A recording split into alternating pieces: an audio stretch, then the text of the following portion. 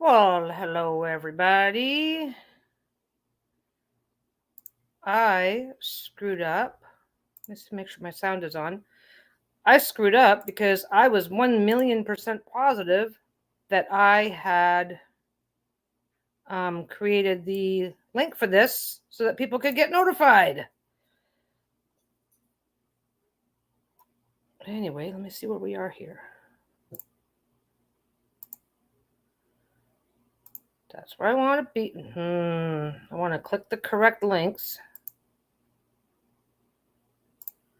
That's kind of good though. I started my here we go. I started with a no, turn the sound up on that one. I started with a comedy of errors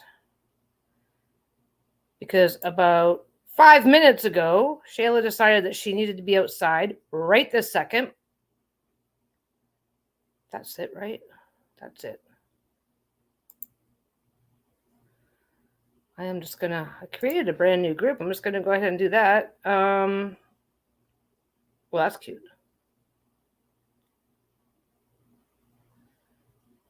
Sorry, saw a picture. Saw a picture and it made me happy.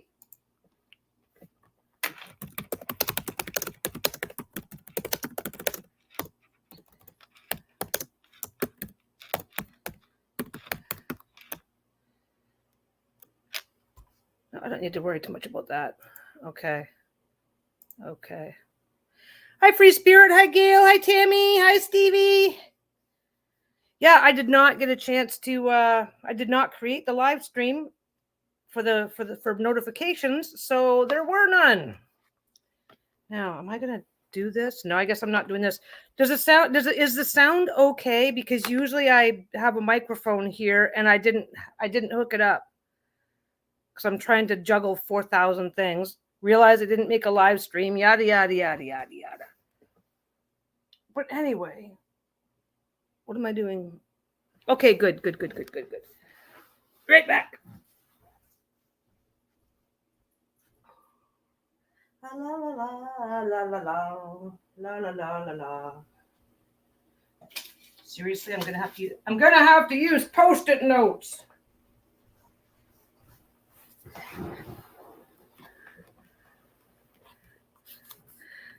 Oh, good. Well, I'm glad you were clock watching for it because usually what I do is I do the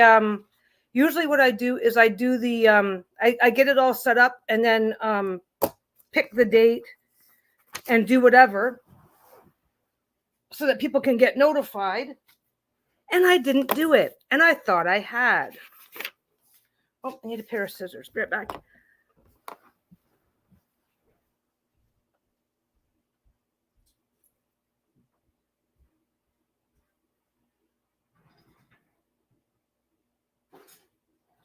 Pair of scissors.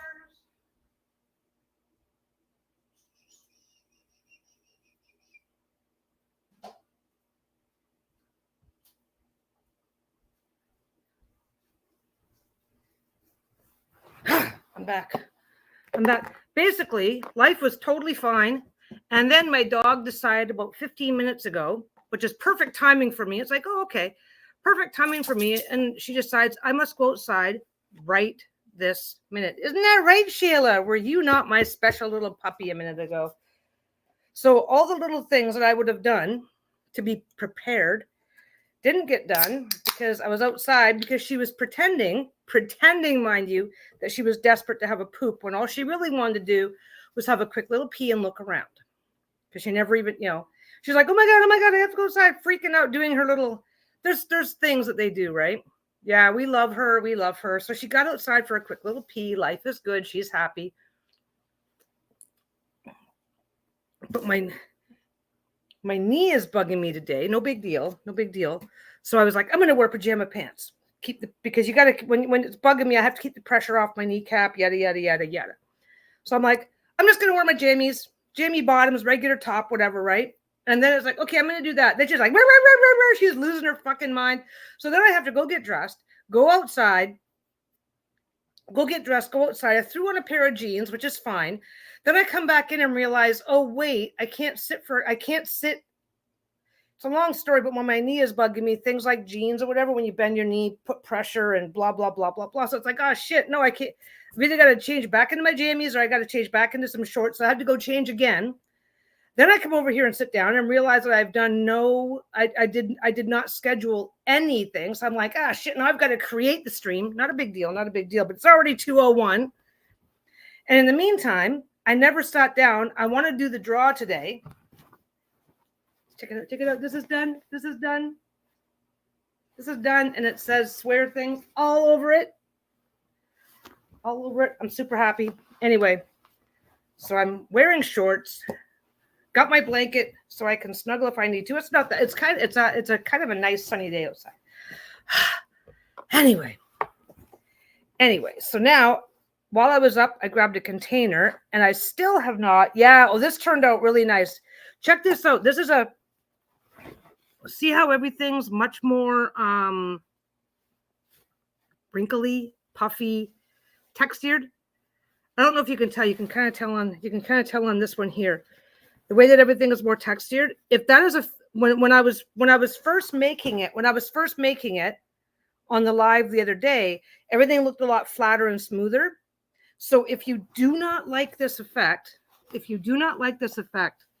way it gets really, really puffy and textured, if that is an effect that you're trying to avoid, wash your fabric first. If this is an effect that you really, really like, if you like this effect, because I don't know if you guys remember, but I was just going, I wasn't doing a lot. I wasn't like making super, super intricate patterns. Most of this is I'm not seeing this live. Most of this is like the stitching is quite far apart. Then the rest of it's just all the texture, because when you wash a fabric, it shrinks, right? And it shrinks unevenly. Fabrics, cottons will shrink more in one direction than the other. So it creates all this texturing, right? Okay. If you don't want the texturing and you want to minimize it, then wash your fabric first and get that pre-shrunk thing out of the way. It'll be flatter and less textured.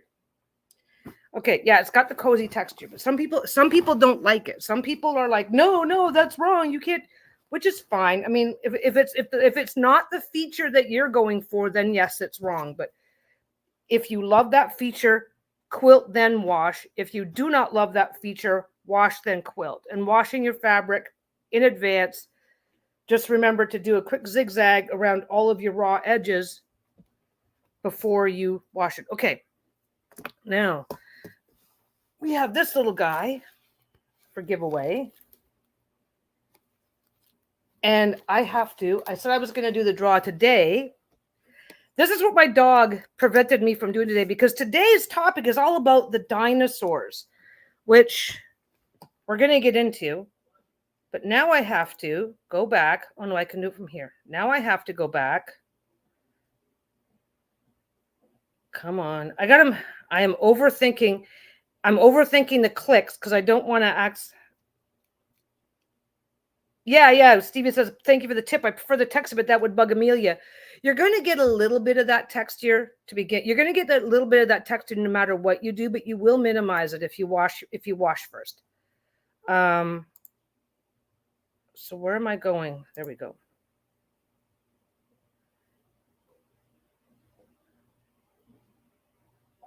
Okay, so, oh, this is fun. So Gail.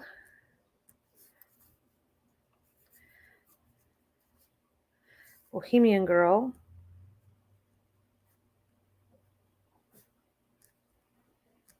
Sorry, I'm saying everybody's names up front. Tammy.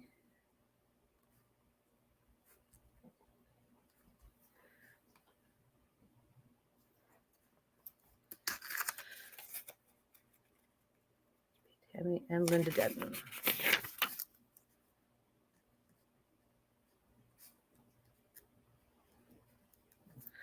Okay. So if you are, and I get it, not everybody can have something like this in their home, because that would make sense. But if you that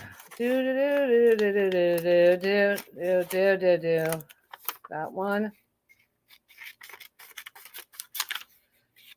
Get over there. Get over there. I'm just doing the draw right quick for the for that little bag.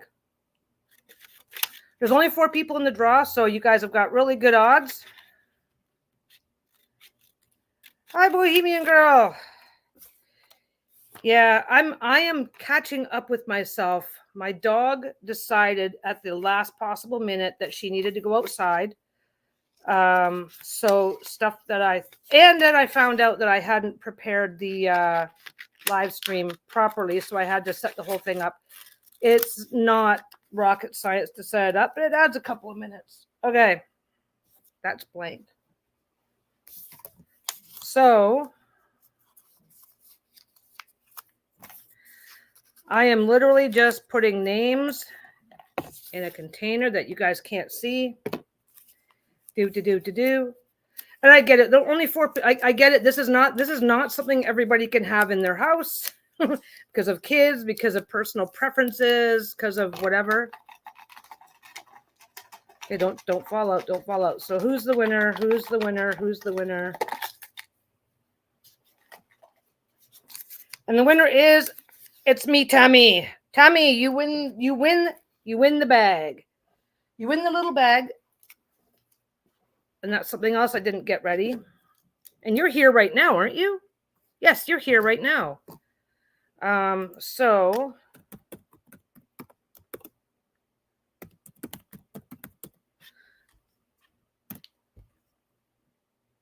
congratulations. That's my email address. Just send me whatever mailing address you'd like me to use, and I will get that on the way to you Monday at the latest, because that's when we do our regular shipping anyway. Congratulations. Vulgarity has been passed on. Anyway, I'll clean that up later. You guys ever get your phone does this? Oh, stop doing it, of course, because I touched it. Every now my phone, whenever something goes on the screen, starts this blue. Okay. Yeah, it's cute. It's just super cute, super simple. Where can I put it? It's just gonna go on top of my garbage back here. Okay. Seriously? I'll be right back. No, you're over there. What's over here?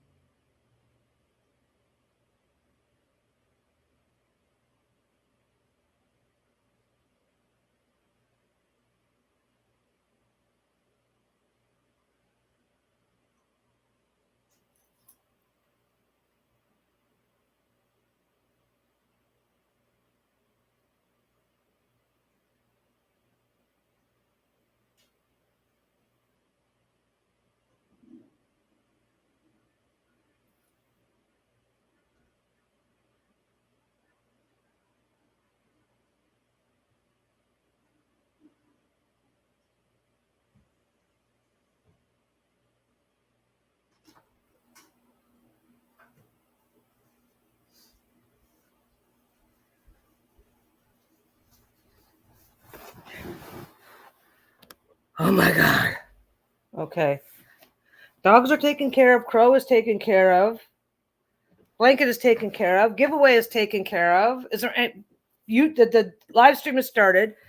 It's that weird thing. It's like once you hit a certain just a few minutes before it's time to go live, there's a bunch of stuff that you do and it's not a big deal. But then the minute you can't do it, it just gets very, very, very problematic. Okay, we're already half an hour in.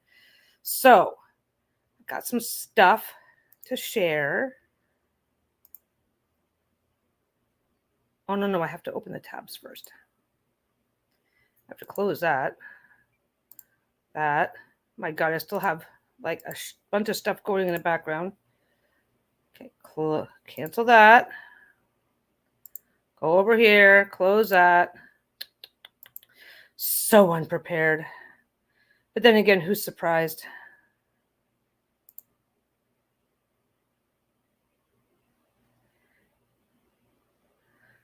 Okay. Is that the one I wanted to start with? Yeah, that's the one I wanted to start with. Present. Share screen. Come on, you can do it. That one. This is from 1943. This is when this was supposedly done. This was the great granddaughter of a World War II German military photographer. Supposedly took this footage, which we don't need to read that. And we'll go to there. Can you guys see it? No. Add to stage. Whew. This is footage that was supposedly taken during 1943. Germany and Russia are at war with each other. And this is a photographer saying, obviously, woolly mammoth.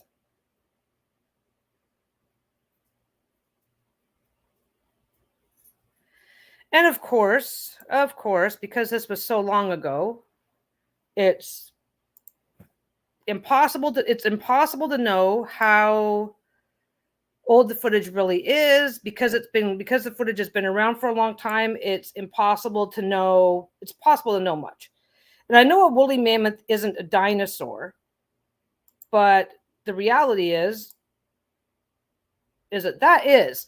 Anyway, so I'm not going to dwell on the woolly mammoth footage, because the unfortunate reality with somebody that's coming up with a video that is that grainy and that old, it's not really possible to prove whether it's authentic or not without some sort of an official, yes, this is what it is.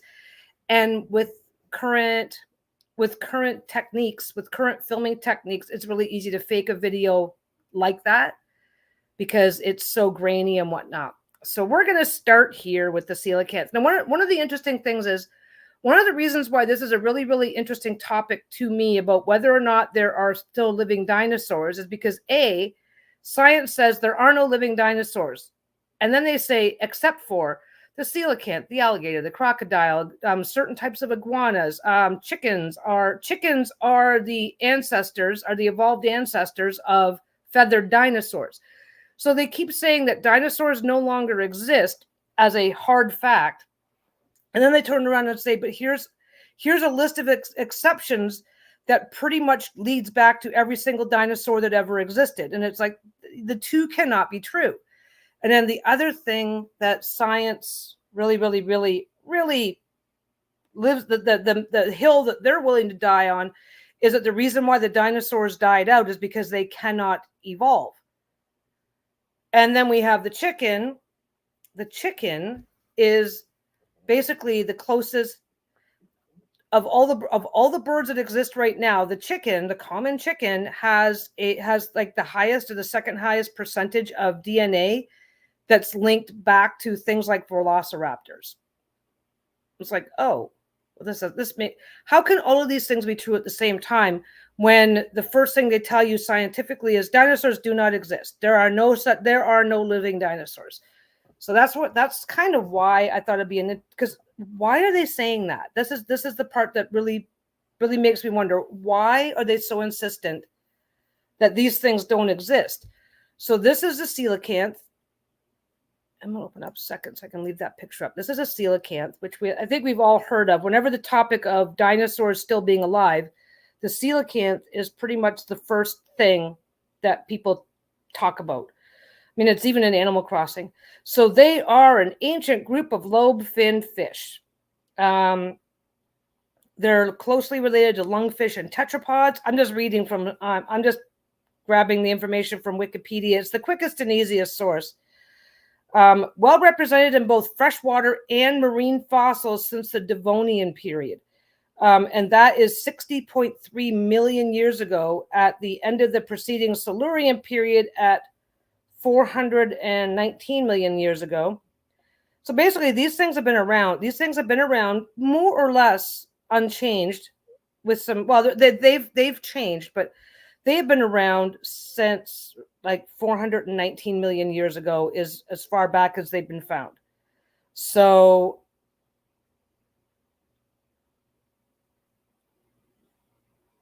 there are 2 known living coelacanth species. So now not only do we have the coelacanth that's still alive, there's 2 species of them, right?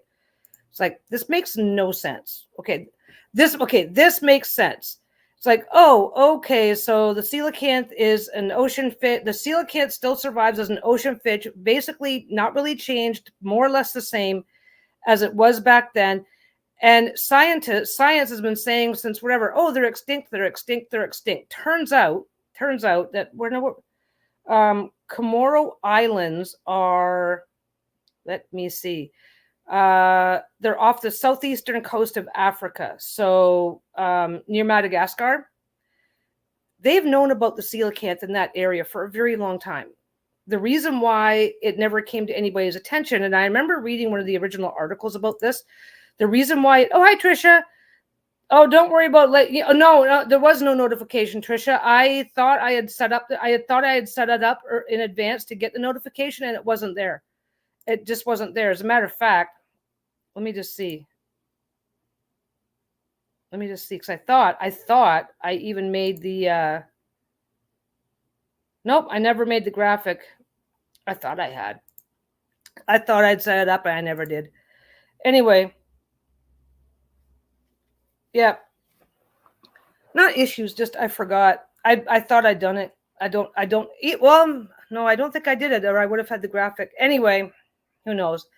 So the coelacanth, it's extinct for 400 million. It's been extinct for the last 63 million years, blah, blah, blah, blah, blah, blah, blah. Say that, like, fossils everywhere, because don't forget that,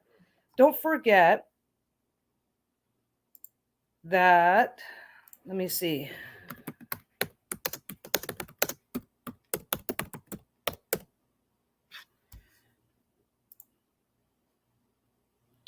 Yeah, during the Dinovian period, the world's land was collected into 2 supercontinents, Gondwana and Euramerica.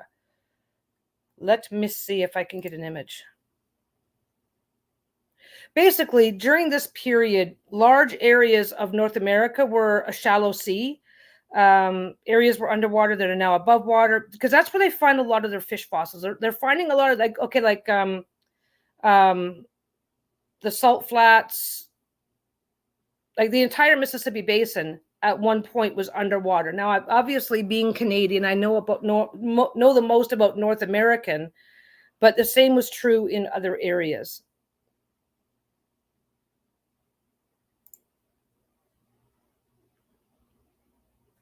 Yeah, this is, of course, it's going to make me download. I'll just share the tab.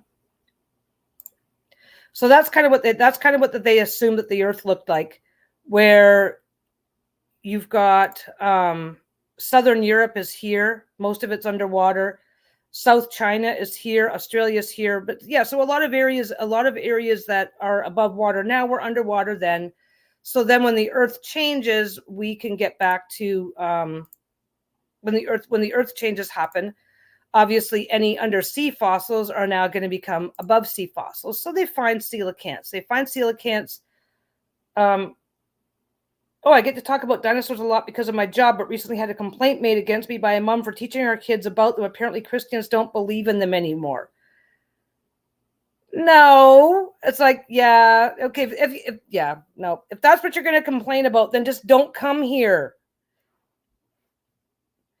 But anyway, so this is obviously a fossil. This is, I'm not yeah. So this is in the exhibit of the, I cannot pronounce this, in Frankfurt, Germany, photography permitted by the museum. So this is what a coelacanth fossil looks like. This is what they're pulling up. Well, it turns out that coelacanth is not super common. It's not a common fish, but it's very, very commonly known about in the areas where they're still finding living coelacanths, and they've now discovered them not just in that one area. No, it wasn't YouTube, it was me. But what they discovered is that the local fishermen have known about coelacanths forever and ever and ever and ever and ever. The thing is that they're not edible. They're because when you eat a fish, you want the meat, off the fish, right? Well, coelacanth is a bony fish, which means a lot of there's just not a lot there. They don't take the locals don't like the taste, and there's not enough meat, so they just don't fish them. They don't bother with them. It's the only reason why nobody's known about it.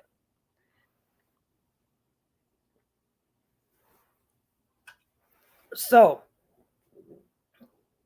my rabbit hole that I get down into on a regular basis is, why are we acting like we find a living coelacanth and science still says that this is the exception? There's no way that there's no way that we're going to find a brontosaurus. There's no way that we're going to find a stegosaurus. There's no way that we're going to find a T-Rex.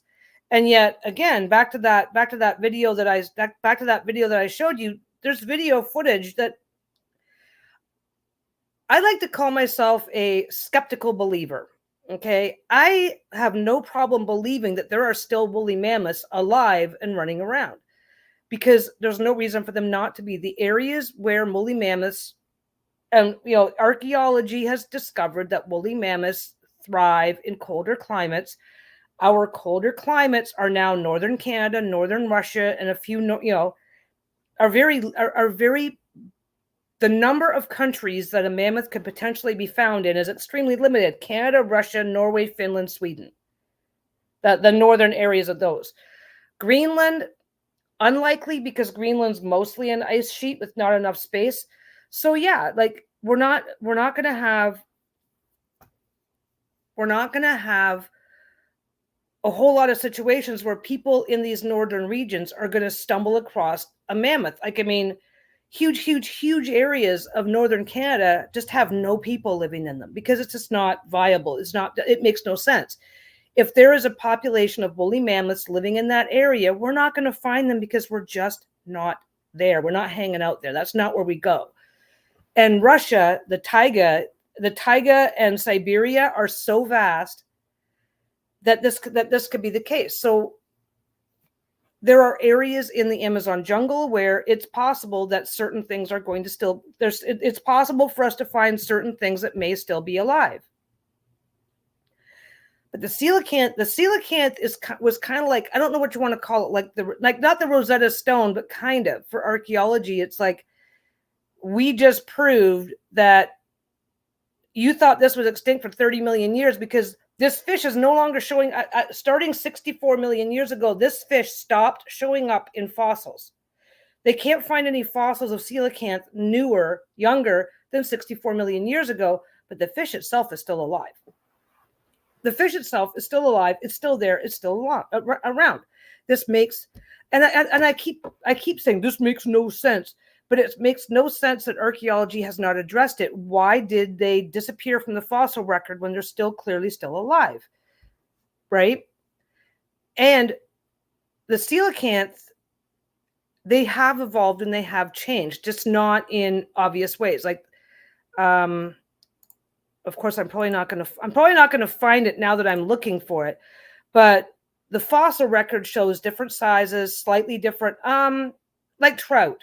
Okay, you've got rainbow trout, speckled trout, brook trout, Chinook is the salmon, steelhead trout.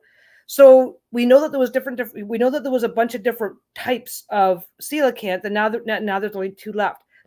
Sometimes they got bigger, sometimes they got smaller. They essentially stayed the same. This is like the dry, boring part. This is the dry, boring part, but they're still alive. They're still alive. This is the part that is this is a preserved one that they caught. This is one that was caught. They mounted it, they preserved it, they kept it, right? Anyway, so why is it that we can say this dinosaur disappeared from the fossil record, so therefore they're extinct? Therefore there are no more of them. Yeah, this is lobe-finned fish and amphibious tetrapod. So there's the coelacanth there. Like this guy here, Acanthostega, looks that looks like the Gila monster type. They all look somewhat similar to things that have evolved since then. But anyway, so now,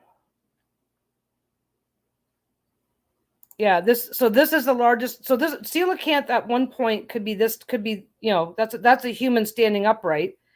Coelacanth at one point were getting into this size range, and now they don't. Now they're like 50, 60 pounds, I guess, at the most.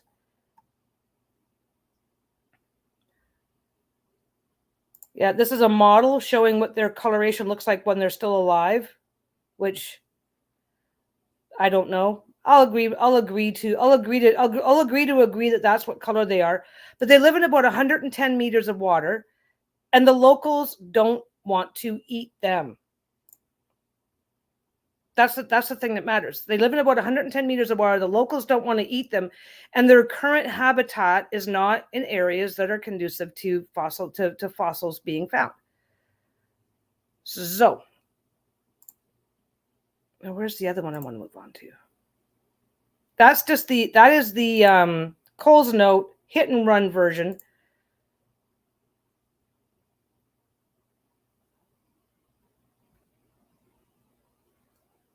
That is the Coles Note hit and run version of just. Ooh, who's invited you out to dinner?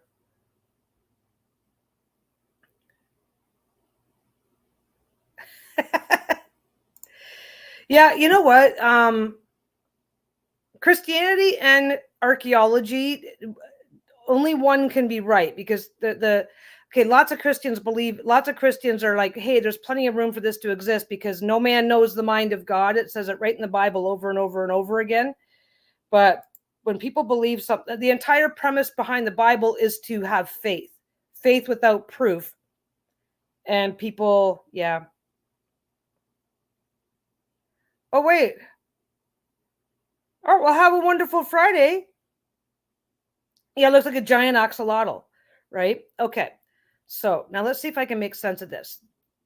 So one of the things, that's what I want to do. Where's the other one? So this is kind of my jumping off point to go, wait a second. So this fish that, it doesn't exist. It's been extinct for millions and millions of years. No. There's none of them. Oh, except for there is one. The interesting thing for me, and don't forget, you can wrap a conspiracy theory around going to the store for a loaf of bread. But it really makes me wonder, why are they not talking about this more? Why are they not doing a serious study? If something as basic as a fish that we assumed was extinct for 64 million years can be found alive, why can't we find other things alive? And of course, where's the link?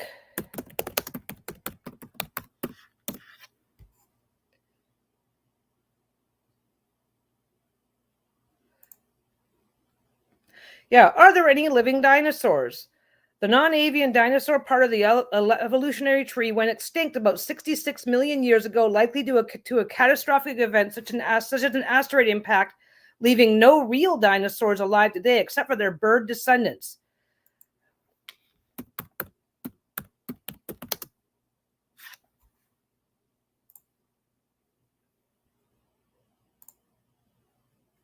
And then you get this guy. Then you get that guy. A fossil specimen of a crocodile. It's like, come on. We know that crocodiles are descendants of dinosaurs. We know that crocodiles basically came to us size and some basic changes, but basically the crocodilians, that you got crocodile, alligator, caiman. Those are the three obvious. Oh, what was the other one? I used to know. There's like 5 or 6 different ones, right? So you've got this stuff coming down to us, and it's like,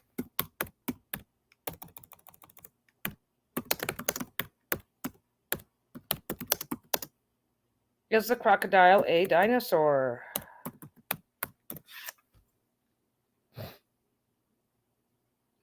Despite their resemblance to dinosaurs, crocodiles are not directly related to them. It's like, however, they have an ancient family member from a group called archosaurs. Interestingly, modern birds are also members of the archosaur group, making them distant relatives. So it's like, wait a second. Okay, so because one of the things that archaeology likes to say is that dinosaurs were not able to evolve, except for that they did and became things like chickens and crocodiles. So crocodilians, like, how long have they been around?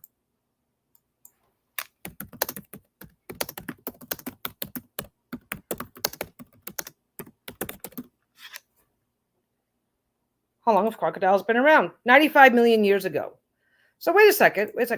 So it's cold-blooded amphibious, not scaled, but the same skin, the same type of skin that we say. Well, let's look at an archosaur. Come on.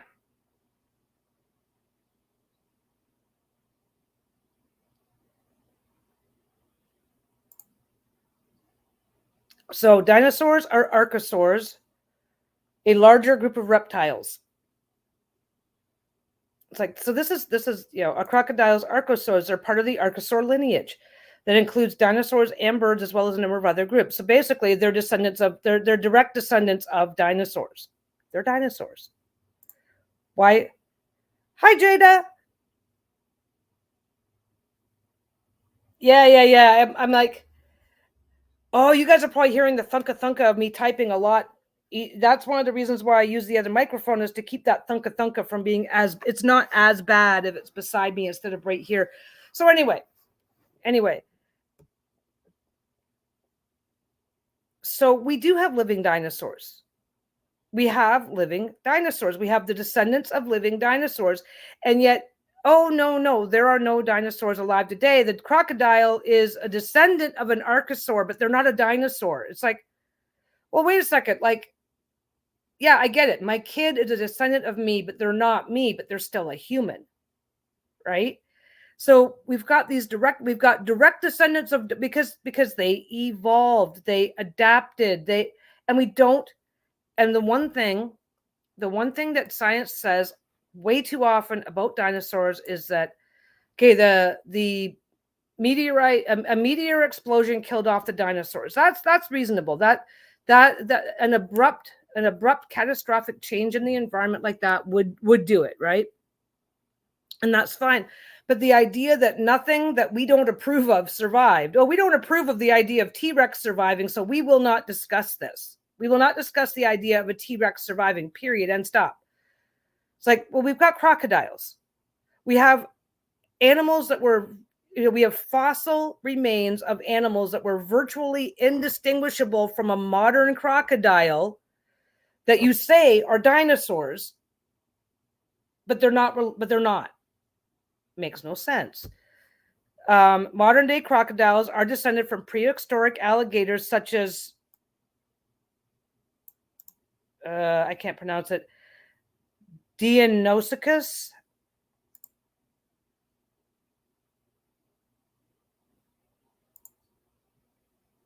Oh, is it going to show me that? Oh, there you go. Look. Oh, come on. We don't want that. It's like, oh, okay. So that is what our modern crocodiles are descended from. This is when they lived, when these guys were, isn't that like a Pachycephalosaurus with the fin, with the top? So these guys lived.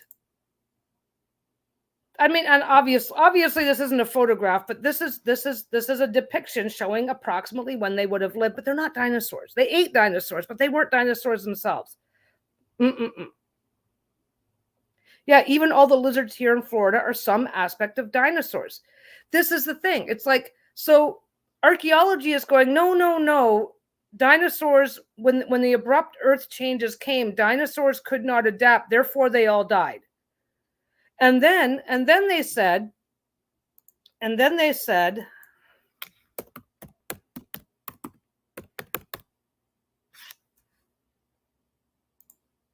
me see.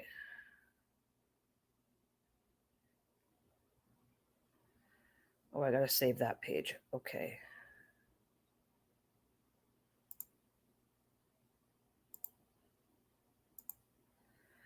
Then they said, come on, Velociraptor. Velociraptor. Okay. So then, you guys remember Jurassic Park? We all remember Jurassic Park.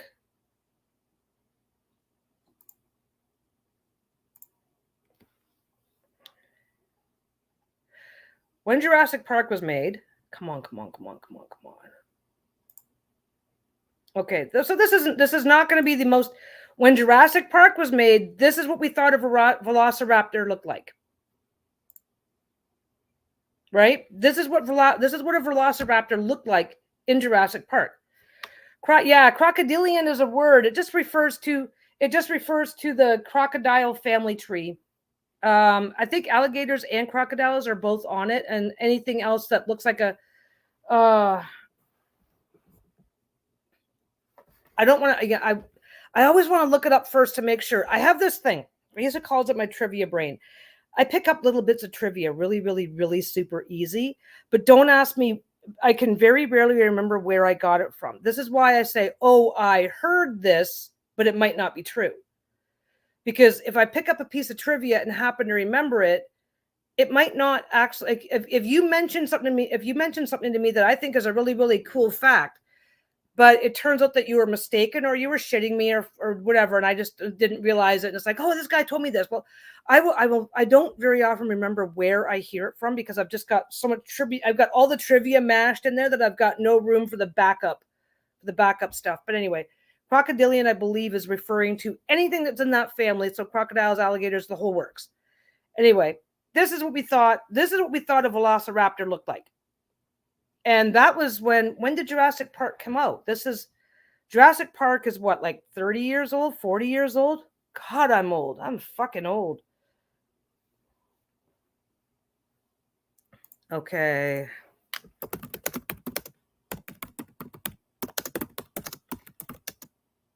(1993). In 1993, that is what we thought a Velociraptor looked like. End story. Then, no.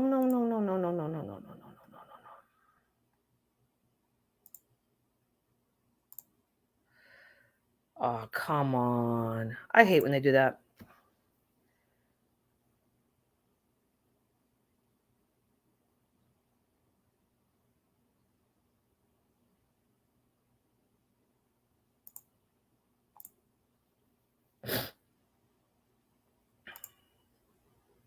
There's a better one. So artist rendering, obviously. So the top one, there's our Velociraptor. The bottom one is what we realize they probably look like. Same feathers.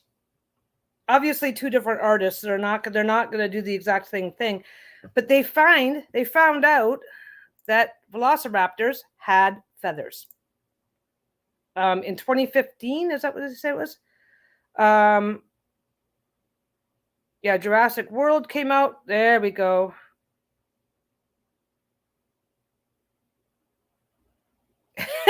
Fluffy feathered poodle from hell. That's what they're calling it here. This is a fossil of a Velociraptor. And I'm not sure if it's going to be easy to see or not, but the fuzzy areas around on the sides are the feather remnants. The feather remnants coming off. And as a matter of fact, it looks like that one. It looks like that may. I'm making guesses because nothing's labeled here. But yeah, then they figure out that they have feathers. So then they realize that Velociraptors have feathers. It's like, what? Like, what the hell? Let us get back out of this one. That's just a photo I found on Reddit.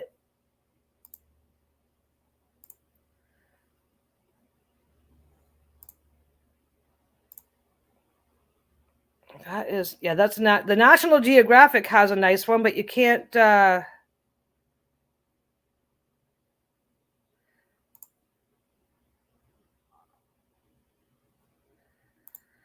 Yeah.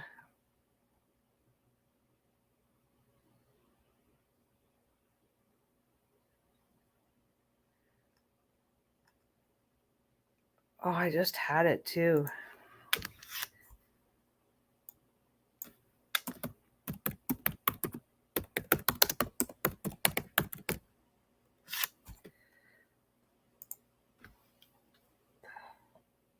Is that it?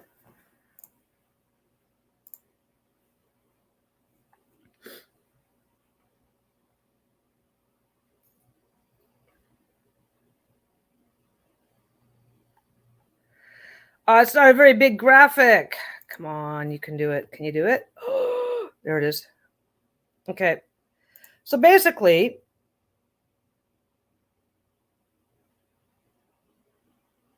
what we've got is we've got the T-Rex, and so we've got the T-Rex and those type of dinosaurs, right?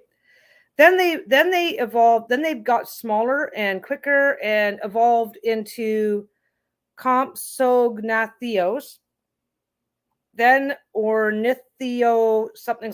So meat eating, plant eating. These are ostrich, mimicking an ostrich. Then they go and they go and they go, and suddenly we have birds. Archaeopteryx.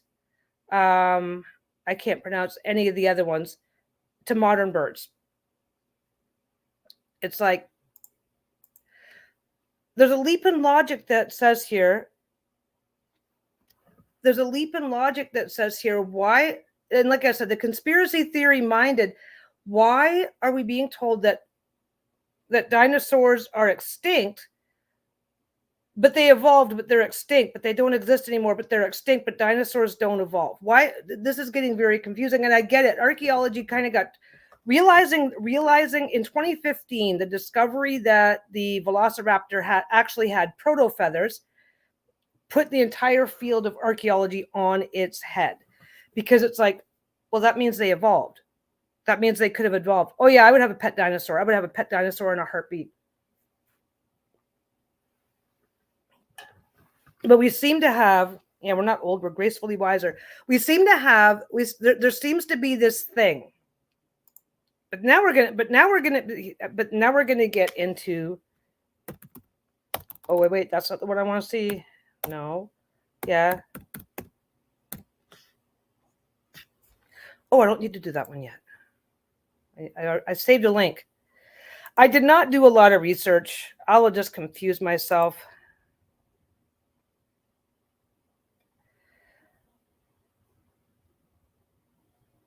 Oh, I gotta bring it back up. I think one of the reasons why science does not want to admit that dinosaurs could still exist as living, breathing creatures among us. That's not what I want. I gotta press the right button. There it is. It's because of that. Oh, come on. Did I share it or did I not share it? There we go. I'll be right back. I gotta blow my nose.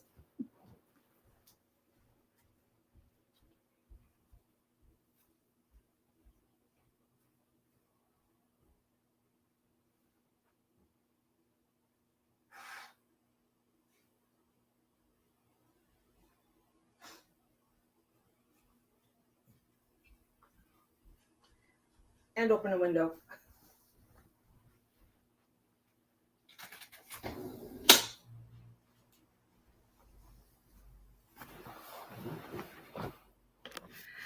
And that, I don't know if, okay, you guys are looking, you guys are seeing the picture. That's not the Loch Ness Monster. That's in Lake, that's Ogopogo, the Lake Okanagan monster. That is, we have, let me see.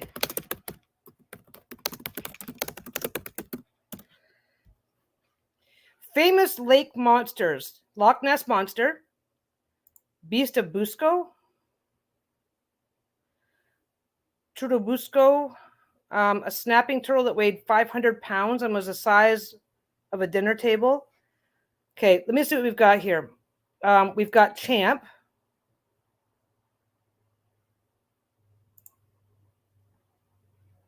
we going to get pictures or not? No, just continue. Don't do that to me. Come on. No photos, people. Don't do that to me without photos. Okay. So we have the infamous Loch Ness Monster. This is in Kelowna, BC. I've been to Kelowna. Lake Okanagan. Lake Okanagan is again a very long lake.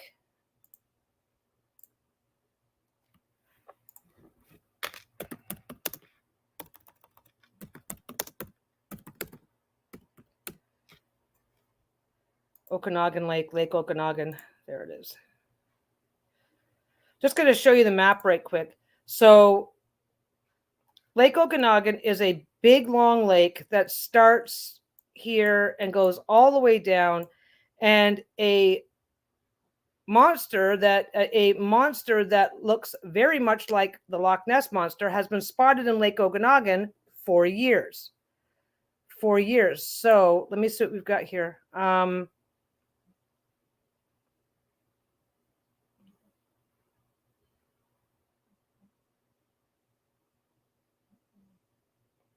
Yeah, some believe that the origin story of Ogopogo dates back hundreds of years when the Okanagan First Nations people would seek safe passage across the lake from a water spirit called Na'aitk, or also spelled Naitaka.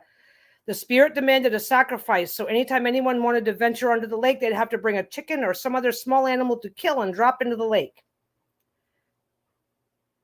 And this is a couple of sightings from the lake. Much like the Loch Ness Monster in Scotland, there have been multiple sightings of the Ogopogo over the years with all sorts of grainy photos and videos. Most images have been written off. Anybody who's looked up the Loch Ness Monster, most images and footage have been written off as logs, wave formations caused by currents, boats, or animals, or actual mammals such as beavers or large fish. And obviously not every picture.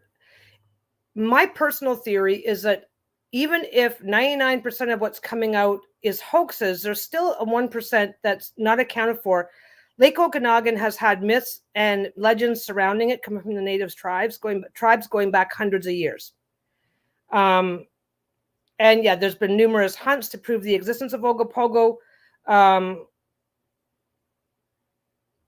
Yeah, the lake is 135 kilometers long, 4 to 5 kilometers wide, with an average depth of 249 feet. Although at its deepest, the lake plummets to a shocking 840 feet.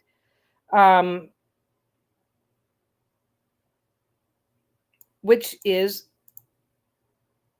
yeah, just replace the word not monster with dinosaur. So that's Lake Okanagan. Then you have, so if I can spell monster, that would be even better.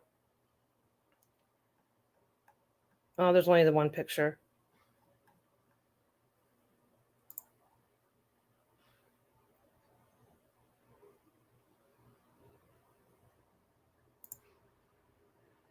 Do.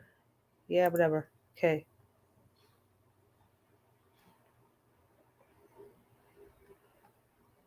Yeah, see now this visit Iverness Loch Ness, and they don't want to actually show photos.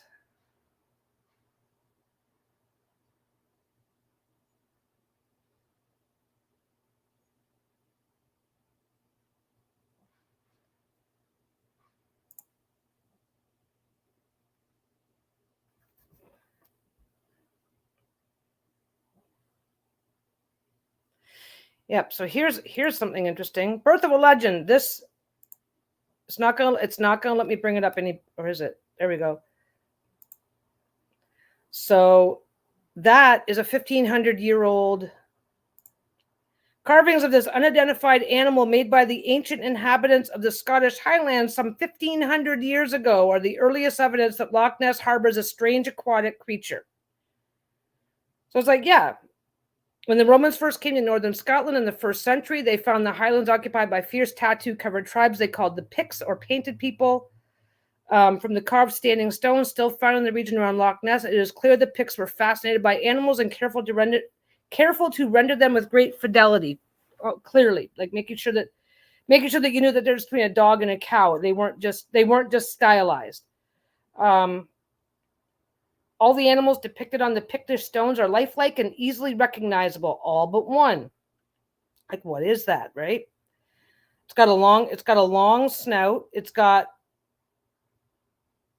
a string, the thing coming off the back of the head. In Scottish folklore, large animals have been associated with many bodies of water, from small streams to largest lakes, often labeled Loch Nabisty. I would never be able to pronounce it. So if you're from Scotland, sorry. These water horses or water kelpies are said to have magical powers and malevolent intentions. According to one version of the legend, the water horse lures small children into the water by offering them rides on its back. Once the children are aboard, their hands become stuck and they are dragged to a watery death. The earliest written reference linking such creatures to Loch Ness is in the biography of Saint Columba, the man credited with introducing Christianity to Scotland, AD 565.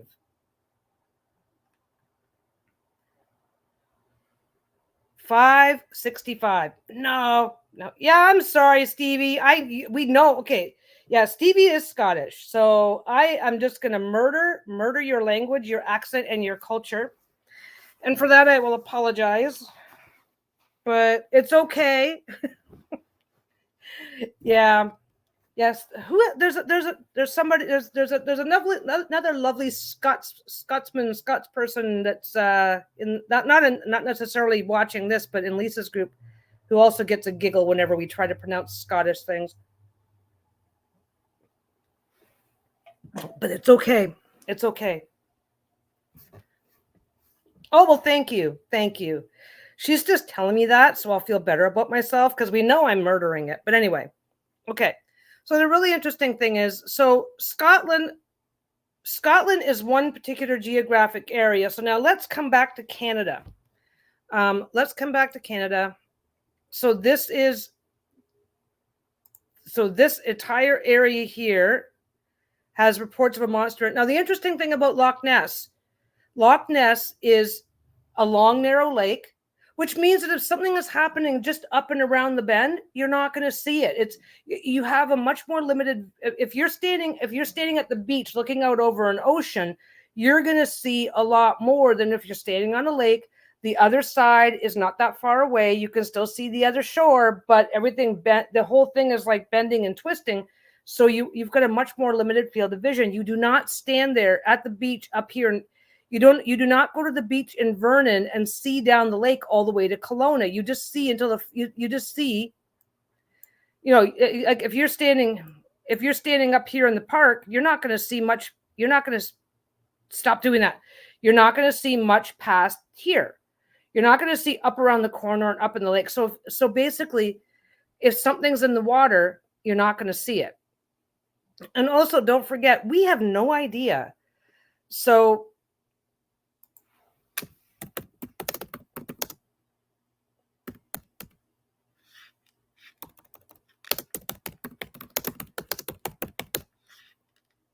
I can't even spell photo. My God. Pardon me. We're going to look at that. I live to meet the many needs of my fur babies and do so happily for the most part. Yeah, I'll tell you right now, that's what my dogs think. My dogs think my only job in life is to meet their needs. Oh, hi, Michelle. They think that is my only job in life. So this is from a project in 1972.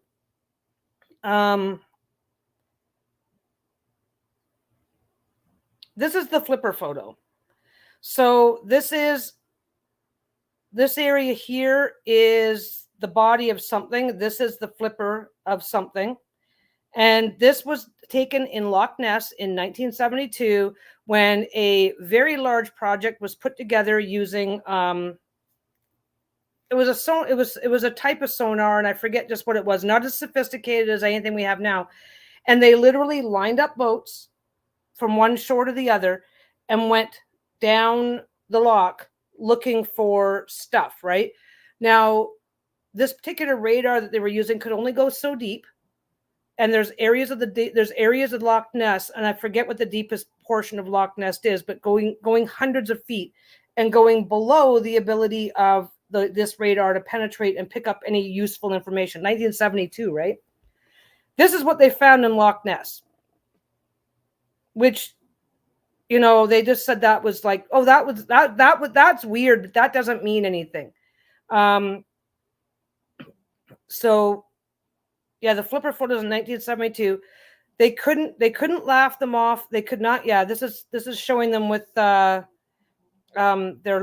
detectors. This is showing them interpreting what they were seeing. Yeah, this about 30 feet long with projections or humps. Another large marine animal or a school of fish. A large object intruding into the zone of beam coverage. They found stuff. They found stuff that couldn't be explained. This is what some people assume that the Loch Ness Monster is. The first little bit that you'll see above water is the hump of their back, and then the neck coming up like a goose neck or something like that. You ever seen a goose? You ever seen a goose or some bird with a long neck? How they can they're very articulated and they can move it around like that. So, oh, 2 flipper photos. My mistake. As shown in the usual but technically incorrect rotated view, they should actually be imaged rotated. So, yeah, they showed photographing either 2 great diamond-shaped flippers, one in each of the 2 photos, or the same flipper at different angles. So the thing is, the very first thing they said was that can't be right. So this is a tetrapod. Naming it. Even with this proof, which as far as I'm concerned is a lot of proof. This is a lot of proof. This is a lot of proof, and it doesn't seem like it, but you're looking for an aquatic animal that the bottom of Loch Ness has a lot of caves, and it has a lot of really deep areas, and it's also really long. It's also a really long lake where you can't just stand at one end of the lake and see down to the other. The lake will twist and turn in small ways. That means that you're only going to get a limited view.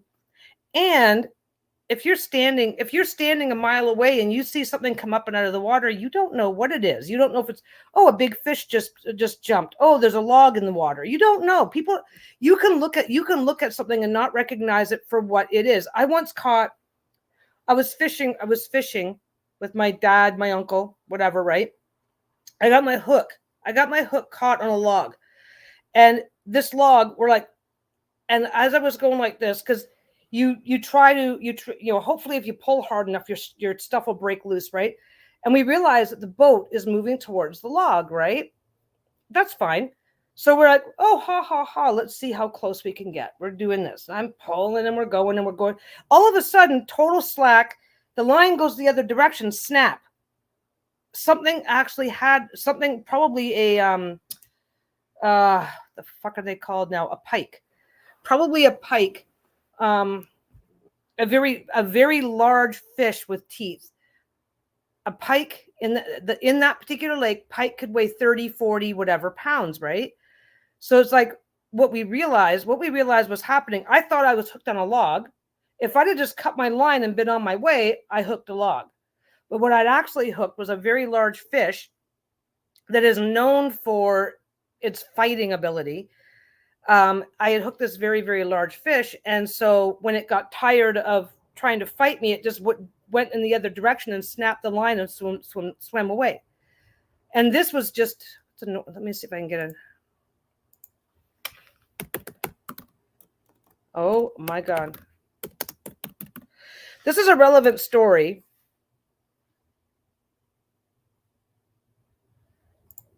Oh, I don't want a YouTube video. Yeah, we'll just bring that up. This is probably what I'd hooked. Very large, very, very large, very aggressive fish That is a big fish. You hook a now, like I said, this is a very small but relevant story. Ooh. Ooh, ooh, ooh. Let us go. Oh, I would love. Oh, there's a photo. This is why people, okay.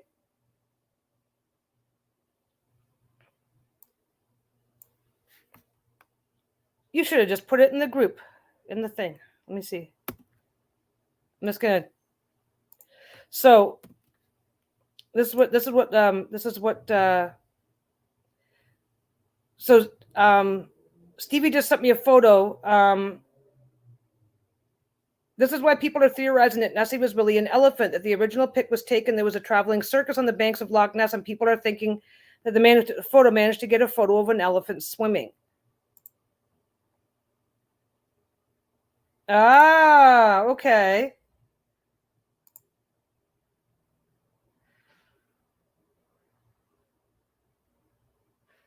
I mean, there's a certain logic to a photo like that. There's a certain logic to a photo like that, but unfortunately, people are the things that people report seeing look like that, and unless there's an elephant living on the shore of the lake, right? Didn't he admit that it was a duck toy on a toy submarine? There was a guy. Somebody said, yeah, there was. Basically, there's been plenty. There's been tons of hoaxes. I still think it's real. There's been tons of hoaxes coming out of Loch Ness. This is why this photo here. I'm gonna get back to my story, because I'm gonna completely like fuck myself up, right? Anyway, the whole punchline of my story is that we don't know what I hooked. We assumed that I probably hooked something like this, because it's going to have the ability. It had because we were in a relatively light boat, and it was fine, nice clear water, not a lot of resistance, right? So this fish was big enough and aggressive enough, and there are bigger pike than this in the northern lakes. Okay, so it's a log until it moved, until it revealed itself that it was not a log. Under normal circumstances, I probably on my own, once we realized, when I pulled hoping that the hook would release. When it didn't, but we realized the boat was moving. If we hadn't have been screwing around, I would have just cut my line, put a new hook on, and been on my way. We would have never known. The reality is if you hook, you're fucking around, Loch Ness Monster takes your bait. Oh, I've hooked a log, because if something with a fin this big, if something with a flipper this big is hanging on to your fucking bait, it's not moving until it wants to, and you're not doing anything about it. How do you know until it does something, until it blinks, right? Yeah, so much water hasn't and can't be even explored. God only knows all the life down there. Absolutely. Well, like, one of the other things that we discovered was, I can't do this one or I'll close the stream. My northern pike story is a very, very, very tiny, minimal example of what happens when you don't know what's around that corner or down in the water, beyond, further down than when you can see. You don't know what's there unless it reveals itself. We thought I had hooked onto a log, and we just thought it was funny. It's like, well, see, keep going. Well, if we get close enough, we can just reach in and grab your stuff and get your bait back. Because, baits, I'm not bait, but the hooks and the leaders and all that stuff can, that's not cheap. You don't want to lose it if you don't have to, right? And it's like, well, we're moving, got, boom, takes off, snaps. And when you're fishing in northern lakes, you use what's called a leader. So you tie your line onto this 8-inch wire.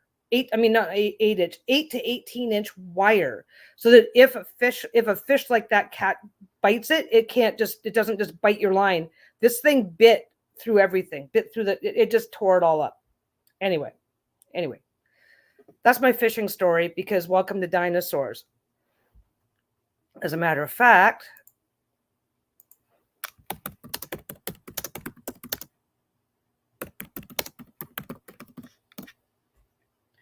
oh, With many fish species, the majority of the northern pike's evolution took place around 419 million years ago during the Dinovian period. So basically, the northern pike is also a dinosaur. Yeah, this is a really good look at it. This is a really good look at it, and you can't see it. You can't see it from that angle, but it has a set of teeth. It has teeth. So it's like, so yeah, I caught a dinosaur. Well, wait a second. Wait a second. Wait a second. How do so this fish, oh, it's not a dinosaur. It only existed at the time of dinosaurs before warm-blooded animals evolved. Actually, I shouldn't say that. When did warm-blooded animals evolve?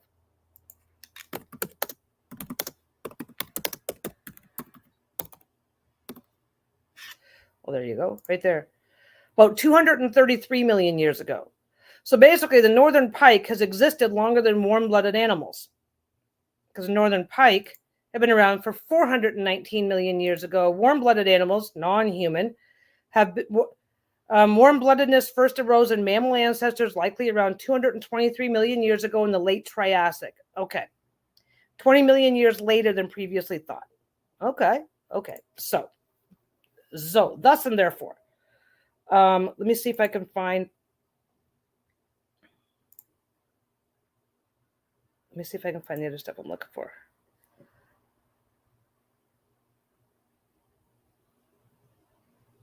Yeah, that's Ogopogo. Oh, no, that's not the one I want just yet.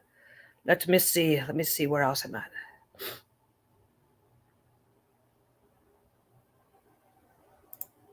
Ah, yes. So now we're going to look at this guy. This guy is interesting. This is a little gross, but this is a carcass that was recovered from the stomach of a whale. It starts. This is a good segue. So it goes from here all the way down to there. So it's time once more to look at the convoluted, unusual tale of the real-life supposed modern-day plesiosaur carcass. This is about what it would look like, and we're assuming in 1937, this long, slender object, apparently the carcass of a particular vertebrate animal, has been extracted from the stomach of a sperm whale at a British Columbia whaling station. Lake Okanagan, with a monster that has a similar thing.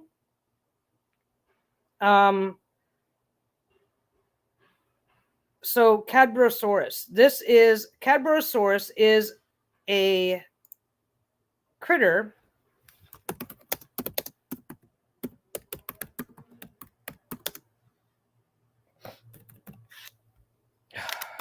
I can spell it.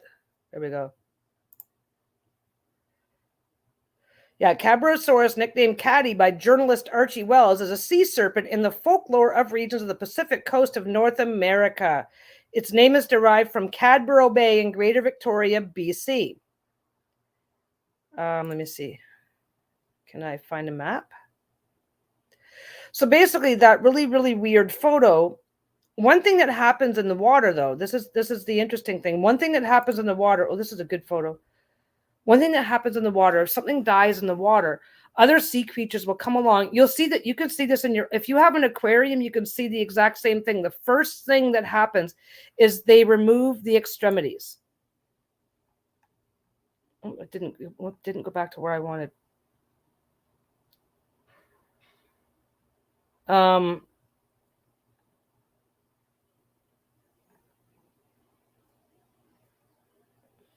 Yeah, so this is showing a indigenous imagery showing the Cadborosaurus. Let me just get a map. Let me just get a map. Because I know exactly what I want to look at here.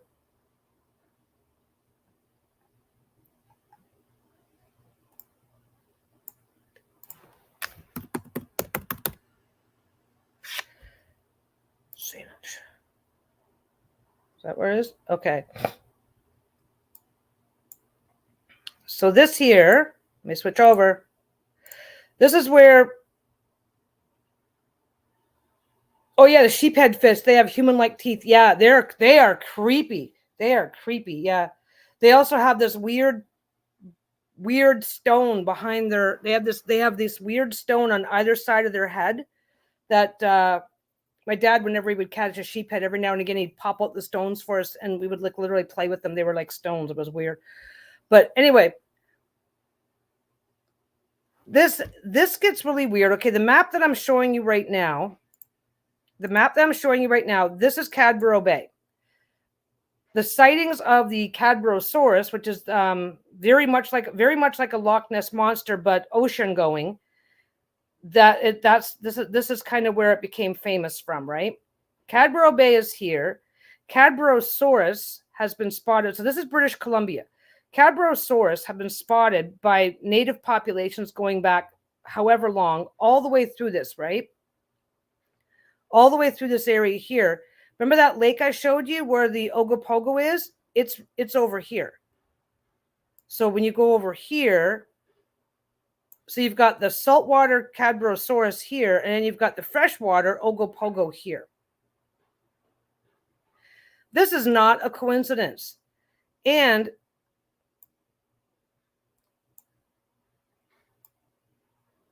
it's not going to show it. It's not going to show it. The Fraser River goes up through here. I'm not going to go a little too crazy, but this lake connects to rivers. This lake used to be part of a river system that connected, like used to be part of the Fraser River system. I think it still is. That drains out into this area here. So you've got the saltwater Cadborosaurus being spotted. And then you've got the freshwater Ogopogo over here being spotted, with the possibility that they could be moving up and down the rivers and connecting back and forth, which is something else that happens. Where am I going? That's where I'm going. Okay. So then I think Cadborosaurus, and I'm picturing chocolate dinosaurs. Ooh, that'd be cool. Chocolate dinosaurs would be fun. So basically. Yeah, can you imagine swimming in a fish with teeth swam up to you? Well, that's the northern pike that I showed you. They have teeth. That's why a lot of times you will see if you ever watch a fishing show or something like that, if you're like, oh, he's catching a fish. If you see the guy, a lot of times they'll grab the fish like by the jaw, but if you see them grab the fish by the gills, like up like by the side there, if you see them grab the fish by the gills or by the top of the head, if you see them grab them by areas away from the mouth, it probably has teeth. And there's a lot of fish that have teeth. But anyway, I'm making a case. I am kind of okay. And this is Canada, right? This is Canada. Then we zoom out. Look at this. This is where I live here. This is the rest of Canada. You cannot tell me if a woolly mammoth population existed, like 90%. This is Vancouver's a major city. Calgary is a major city. Edmonton's a major city. Then up here, small towns, all small towns. Lots of water, lots of places to go, lots of areas. Look, there's no people there.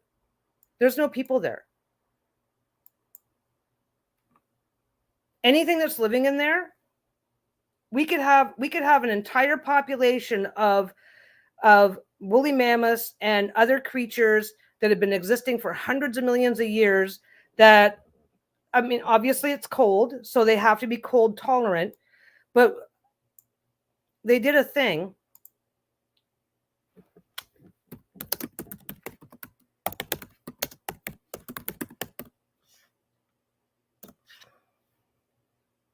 Okay, alligators are cold-blooded. Alligators do not hibernate, they brumate, which is the reptilian equivalent of mammal hibernation. Now, this goes directly back to this map, okay? During the summer in some of these areas, depending on where you are, it can actually get pretty hot. Even though we're northern, we can have pretty hot summers. So we're just gonna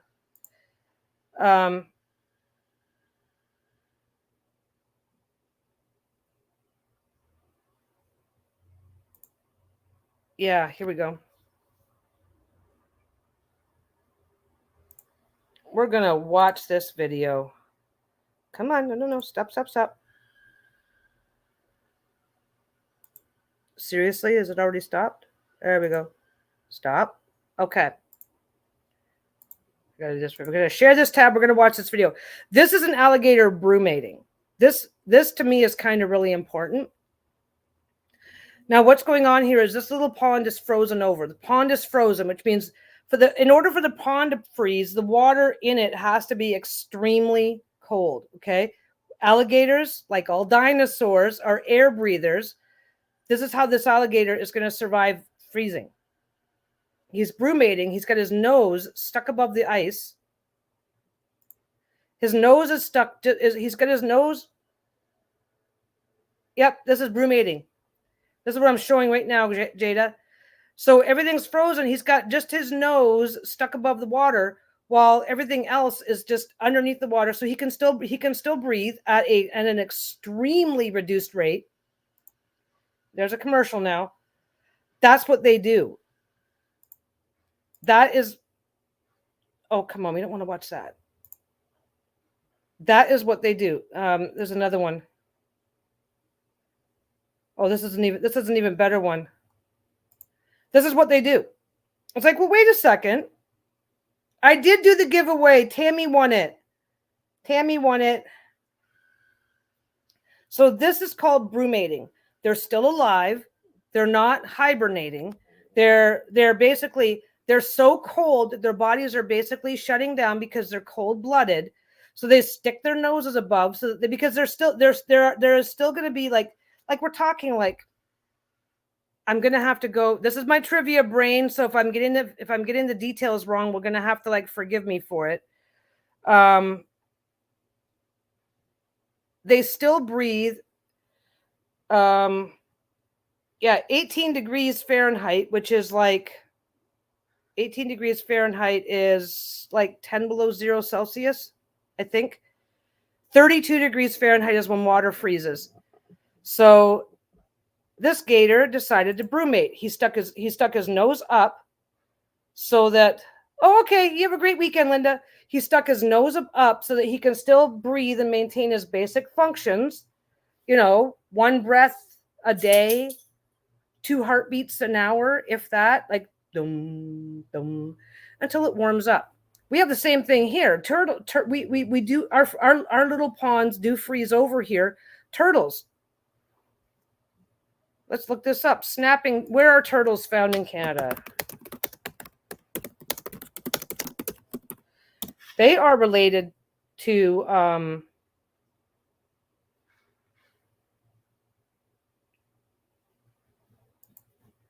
we going to see a map?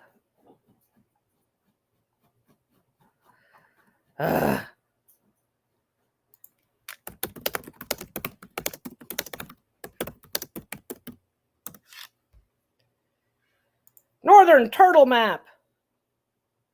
Where's the map? La la la. Are you kidding me? It's like, oh, northern turtle. It literally says northern turtle map, and then there's no map.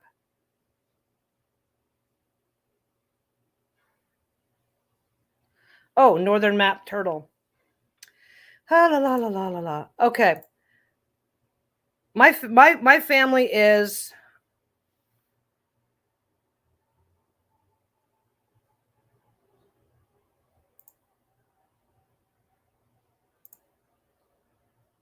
Freshwater turtle range. I'm looking for a map. Oh, there we go.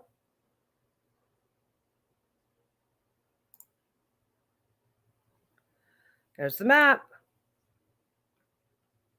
Well, look at that. Okay, so dinosaurs don't evolve. That's what we're supposed to believe, right? So this is snapping turtle range. Goes to there. That's wrong. That is wrong. That is very, very wrong, because we have turtles where we are. Oh, this is just snapping turtles. I don't want snapping turtles. But that is. Yeah, that is wrong. This is where my dad's are from, but that's actually fairly far north. But I'm trying to find a better map because I know for a fact that we have turtles and snapping turtles. Not necessarily snapping turtles. We have turtles here. Turtles are related to the dinosaurs. Okay. Anyway, this is kind of getting repetitive. So I look at things like, did I shut it down? Of course I shut it. I have to keep bringing it. I keep clicking the wrong thing.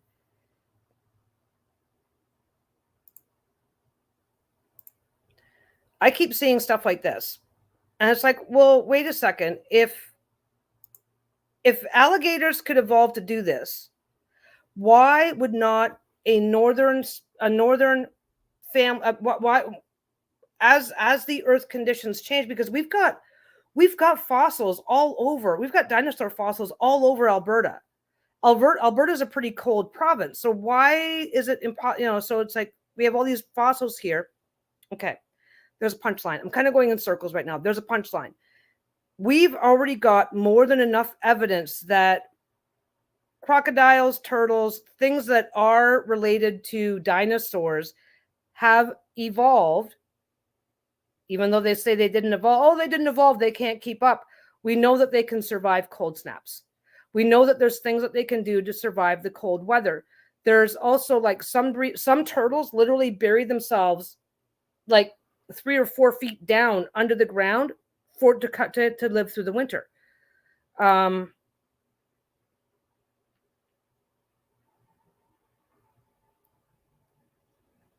Yeah, I was hoping to find a better map, but I'm not finding it. But when you consider, okay, turtles are cold-blooded.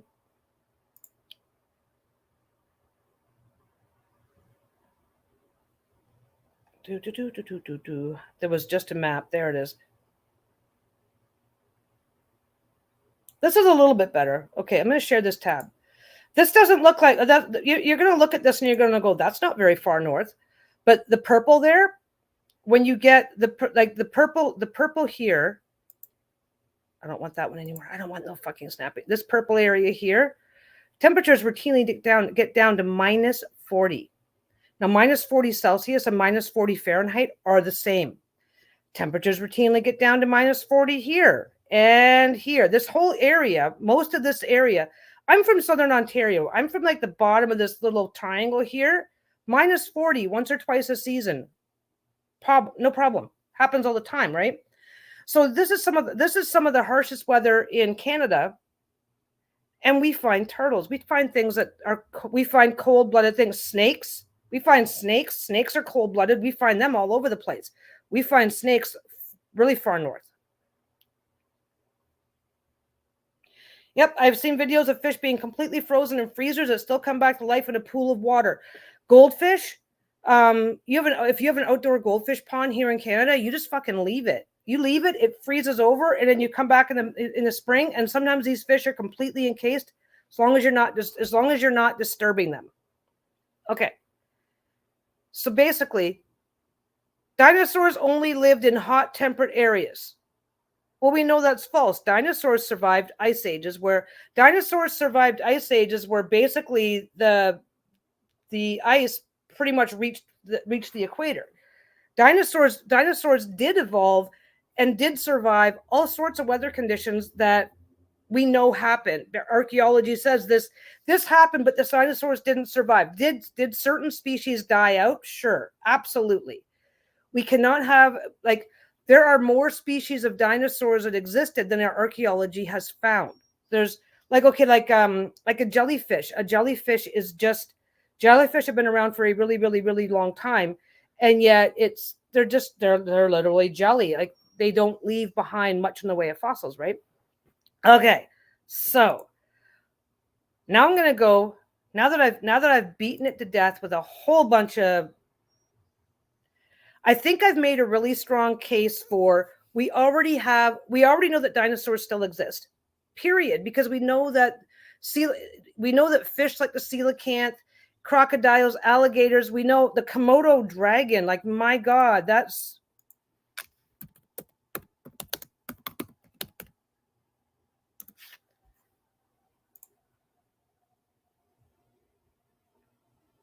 The Komodo dragon. Like, look at this guy. He's been around for a really long time. Really, really long time.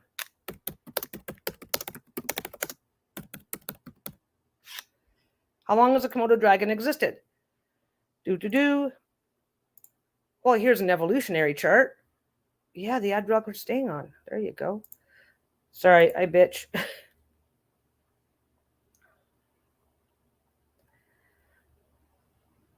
Oh, that's not a very good map.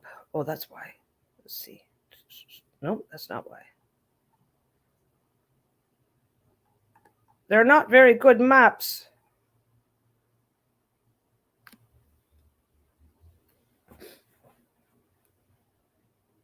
Yeah, fossil records show that for the last 4 million years, Australia has been home to the world's largest lizards. What is it saying about Komodo dragon? Come on. I am so impatient. This is from 2009. This is from 2009. That's still 6 years before they discovered the first velociraptor with feathers. So that's a thing. And we know that, okay, velociraptor evolved, even though dinosaurs don't evolve, they evolved into modern day birds, which are warm-blooded. Birds are everywhere. Birds are so far north that it's, birds go further north than people do. I am not seeing a clear enough map.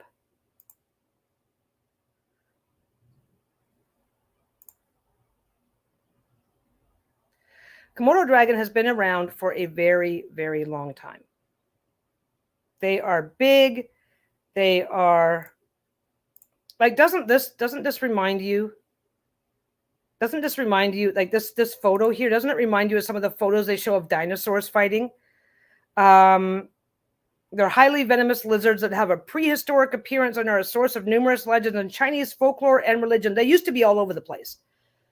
They have a small geographic range on Komodo Island and a few smaller islands north of Australia. It's the largest living species.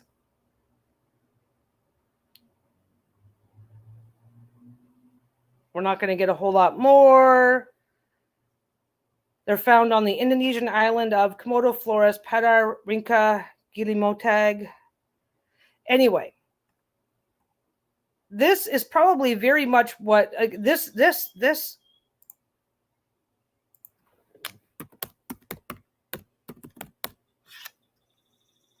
There it is, Archosaur. See if I can get a. Oh, come on. I don't need the whole family of them.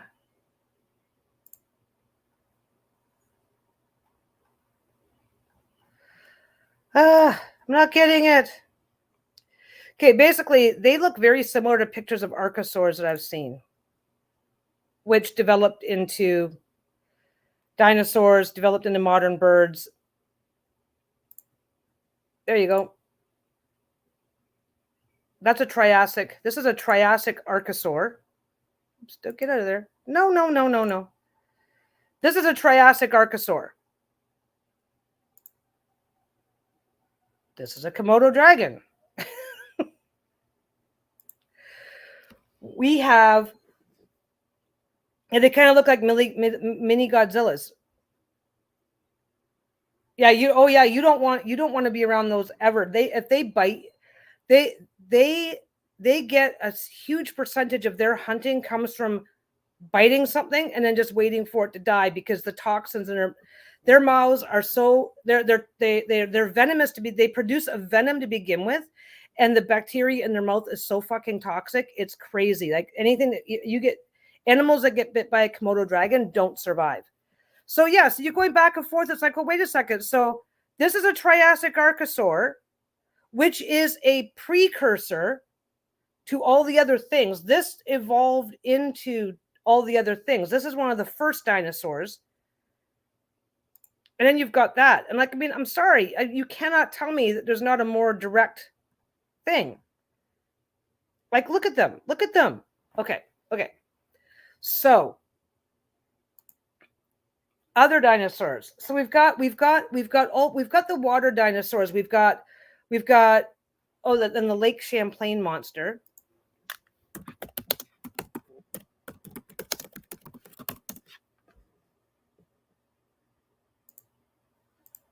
Come on, let's see if we can get him. There he is. There's Champ, the Lake Champlain monster. Looks very much like the one sec. Do.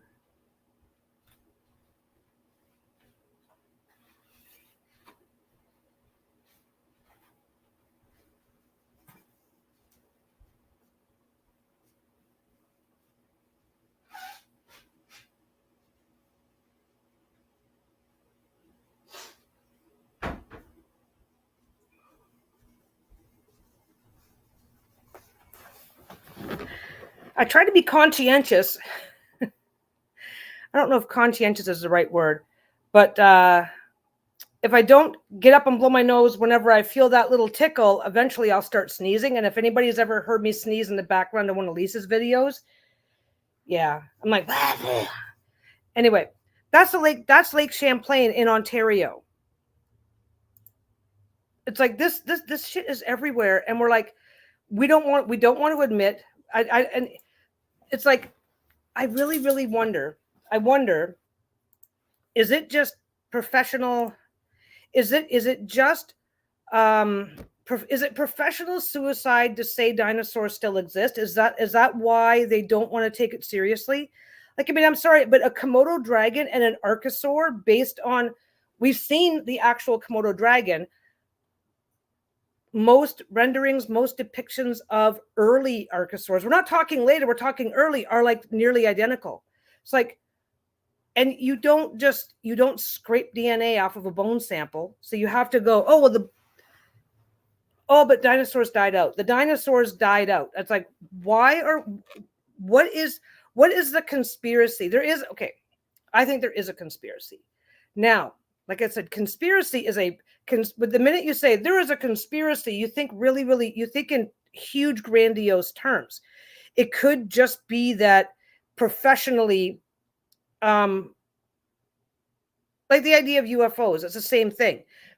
No matter how much evidence of UFOs there is, admitting that I think there's life on other planets was professional suicide back in the day.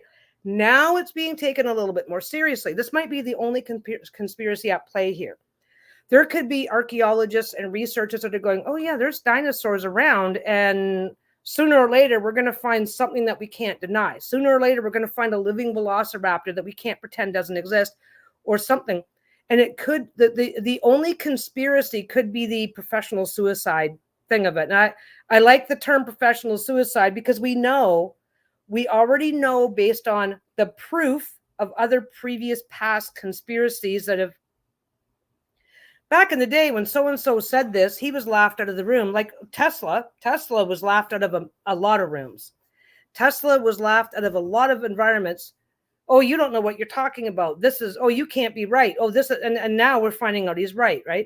Professional suicide is a thing. And a lot of people, like, you've got bills to pay, you've got kids to feed. If I publicly state that I think a Komodo dragon is actually a living archosaur, I will lose my funding, lose my support. I will be ridiculed. Yeah, the first time the word conspiracy was used was when the CIA used it referring to JFK, and we see not the paperwork has been. None of the paperwork has been released. This is the thing. So, aren't there dragons right there on the Welsh flag? Oh, we're going to get to dragons in a second. This is where I think, like I said, conspiracy as in I like the word conspiracy. Maybe that's why I just keep using it no matter what. But yeah, like, I mean, it could just be a quick way to get laughed out of the profession and lose you. When you're in a field like this, where you're like, oh, I dug up a bone and this is what it is, people will believe you or not believe you based on your professional reputation. So your professional reputation is everything to your success. Oh, thanks. Yeah, I'm so excited for that dragon deck. Oh my God, you have no idea. It's kind of that thing, because Lisa's in a lull while she waits for her Kickstarter to go. So while she's doing that, she's in a lull. So we're distracting ourselves from that stress by spending a little extra time, because we kind of had to, we got a bunch of stuff done. Then we had to stop while she was gearing up for her decks. Now that we're in that lull, we're working more on my deck again, and then she'll be back to her deck again. But so excited. It's going to be fun. Okay. Dragon deck, what? Oh, Sassy Dragons Tarot is the deck that, I mean, we're saying it's my deck and a deck that I'm making, but Lisa's holding my... Yeah. Oh, yeah. 4-hour replay when Lisa got funded. Oh, my God, it was crazy. She was fully funded in the first 3 minutes. Yeah, let me see. I don't think I have anything on my computer. Oh, I might. Anyway, actually, we'll wind up with that. If I don't get back on track, I won't get back on track, and it's 3:45. Okay. So I think that the professional ramifications of supporting the idea of living dinosaurs, like the standard stereotypes, is just too much of a risk for modern archaeologists right now to take. I also think that a living brontosaurus was spotted in the Amazon. Okay. Do you remember the movie King Kong? What happened? Now, in King Kong, Skull Island was inaccessible. So in the movie King Kong, Skull Island was inaccessible. Only the hardiest of adventurers went to Skull Island. Well, they are. This is the thing. They're saying, oh, no, they're descendants of dinosaurs. It's like, but they also say that the dinosaurs didn't evolve, that evolutionary dead end, the idea of an evolutionary dead end where something just stops evolving. And we have this as something else that's going on. How do you say that, this is an evolutionary dead end, except it isn't? Oh, the coelacanth was an evolutionary dead end and it died out 61 million years ago. Well, then how come we have two different species of coelacanth existing now that didn't die out? They didn't significantly adapt. They didn't. They're basically the same now as they were then, but size, blah, blah, blah. As a matter of fact, oh, did I save it?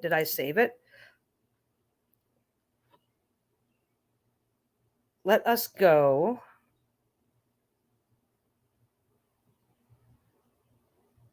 No, I don't want that one. Did I save it? Nope. Oh, let's go look at this guy. This guy is called a dimorphodon. Okay, this guy, I'm not getting a right picture of one.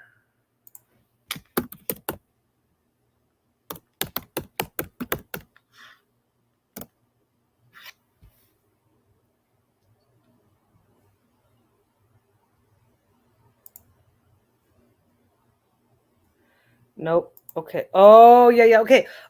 Dimorphodon was a dinosaur. Let's see if I can find it. But it's also something that shows up in video games. There it is. That's the one I want. Okay. So this is a dimorphodon. If I can start sharing this properly again. Sharks and dinosaurs were around at the same time. This is the thing. So my personal theory is that for professional reasons, scientists do not want to admit that dinosaurs still exist in some form or another, even though we know they still exist in some form or another. Like the Archosaur and the Komodo dragon are virtually indistinguishable. Really, that they really are. Because don't forget, we did not reach back 500 million years whenever the Archosaur, we did not reach back 500 million years. Hi, Krista. Have you looked at the iguanodon? Yes, we looked at that's where images of dinosaurs comes from. We were just looking at the Archosaur, which is like one of the Archosaur is a really, really, really ancient dinosaur that eventually evolved into like all kinds of things, including, and then we have the Komodo dragon that's virtually indistinguishable. Yeah, hi there. Have you looked at the iguanodon yet? There's apparently where the image of dinosaurs as lizard-like comes from. They found a tooth, and scientists thought it looked like a giant iguana tooth. Here's the thing: they are building entire dinosaurs out of one or two fragments based on, oh, like I said, this looks like an iguana tooth, so it's a this. It's like, no, that's not the case. Like somebody mentioned earlier, the sheephead of fish has human-like teeth. Obviously, they're really tiny because they're a tiny fish. So the thing is that if my King Kong example, Skull Island was inaccessible. It was mystery. It was this. It was like, hi, Tori. Hi, Kathy.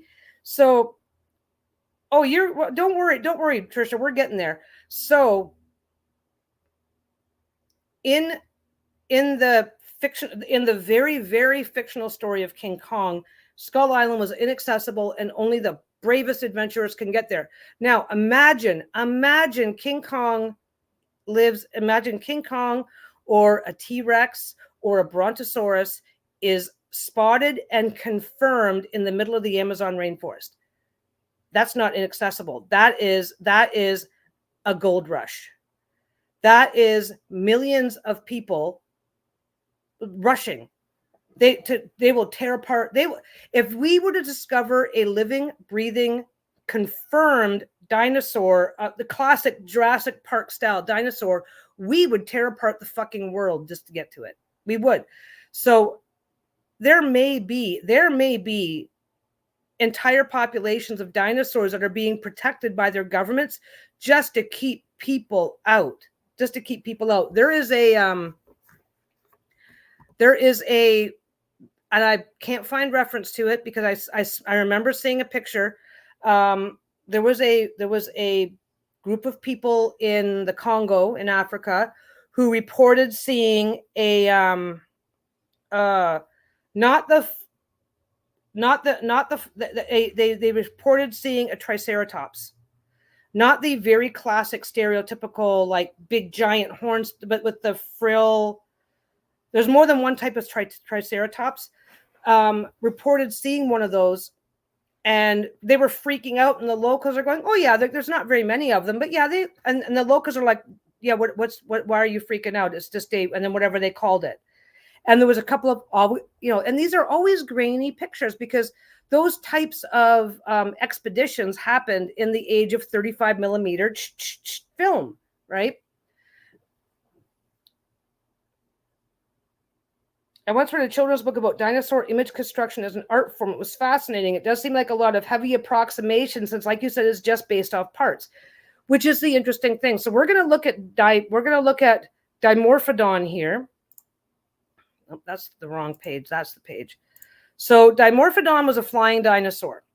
Okay. Now, bats have a similar structure where there's the body, there's the tail. This would have the bat-like sails going past here. The arm is basically fused into the wing. Okay. Which is this becomes important. So this is an artist's rendering of what they look like. So there's again your arm coming down. They're flying. They've got, and there's going to be more than one type. Okay, there's going to be more than one type of a Dimorphodon. Was a genus of medium-sized pterosaur from Europe. This matters, from Europe during the early Jurassic period. And again, it's a dinosaur from a northern area. Two-tooth form derived from the Greek. This is not the only one. Had a large, bulky skull, approximately 23 inches in length, 23 centimeters in length. So like about, they're not huge. Okay. So this is what they're working with. The heck's that? This is what they're rebuilding one with. They dig up these bones, and they will compare these to things like bats and modern animals and go, okay, we know it's, so they do a really good job of extrapolating, right? This is an illustration of somebody's specimen that has tissue fragments, more like imprints. They're not necessarily going to find the actual tissue, but they're finding imprints. Okay. Another one. So from these, they are rebuilding going, okay. And obviously they're a lot more educated and trained than I am. So I'm like, okay, there's dinosaur bones. This is cool. And this is one reassembled. So you've got the head, the body, the tail. You've got the arms coming down here. And then this is like a hinge joint where the wing attaches so that when they're in flight, a lot of people assume that flight is a hugely muscular action, and it's not. A lot of muscular action involved with flying. It's like with your elbow. You hold out your arm, and nobody's going to push against your arm and force it backwards against its elbow. So this has got another joint that does the same thing, that when the joint is flexed, it just holds the wing in place. There's muscular action involved in the flapping, but the actual keeping it open is a mechanical process based on how the joints hinge. Anyway, so this is fine. This is a Dimorphodon skeleton, and you saw the thing. This is an artist rendering of what they look like. Now, these guys are small. Don't get me wrong. These guys are small, right?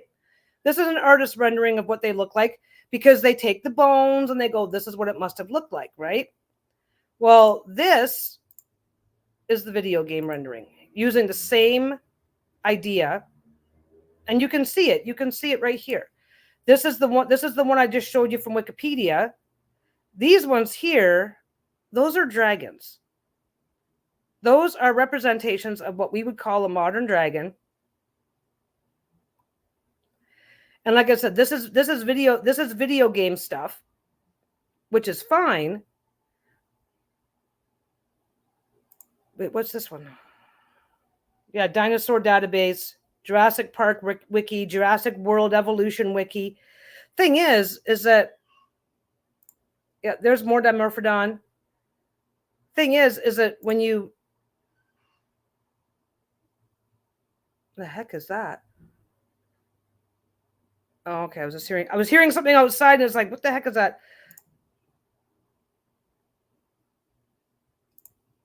That's what it looks like when it's flying. But the thing is, and I get it. Okay, I'm gonna be the first one to say, this is this one from a video game database? Evolution Wiki, Jurassic World Evolution. So this is based on the kind of imagery that Jurassic World would have had. So it's artists, but it's using the exact same bones, the exact same skull, and coming up with something a little different. The last thing, our scientists, yeah, how interesting. I've never seen something with arms, wings like that. Apparently bats are like that.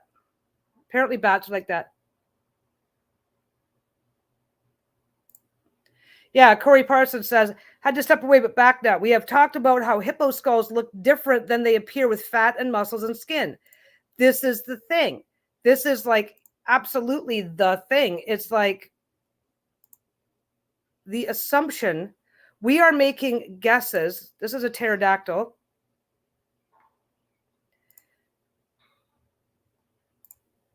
This is a pterodactyl, a bigger version of the same thing, right?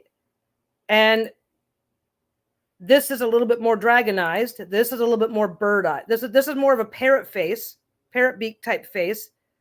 And this is a little bit more dinosaur-esque. Thing is that, yeah, Dimorphodon dinosaur with long tail.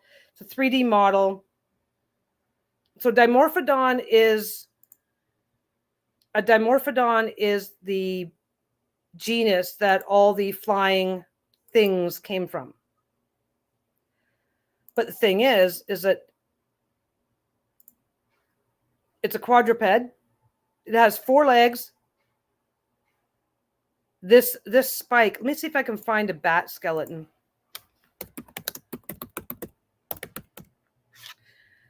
Man, I cannot spell skeleton to save my life.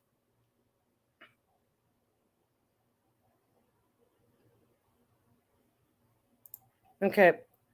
This is Etsy. This is an Etsy photo. So this is this is a bat skeleton, okay? And I don't know if I'm going to be able to get it up any bigger. So basically, it's got extra stuff on the ends. It's got extra stuff to help support the wings. Okay. It's still got right here the shorter piece. No, not the shorter piece. That it's still got the shorter piece because bats do have like a bit of a hand structure that they can use that is at the first hinge, where basically what it is that these would be the bat's extra fingers, extra toes, extended with and webbed. So a lot of similarities, only the Dimorphodon only has one, whereas a Dimorphodon only has one piece coming out. So it has a much more simplified sail area of the webbing that holds it all together. But yeah, same idea, same, very, very similar. But this is a Dimorphodon skeleton. This is just a drawing of the same bone structure in a different direction. Thing is, though, is that this is the skull. This is the skull here, and we have to make guesses as to what's on it. If we assume that it is a warm-blooded mammal, we're going to put different structure on it than we are. Is that bat skeleton still there? Let's see if I can get a better one.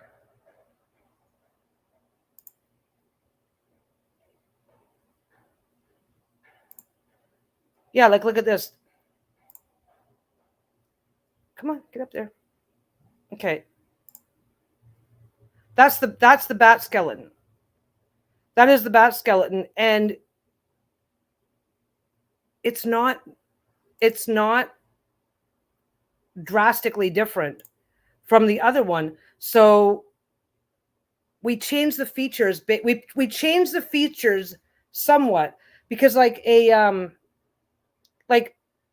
lizards and reptiles and stuff like that don't carry body fat the same way warm-blooded animals do.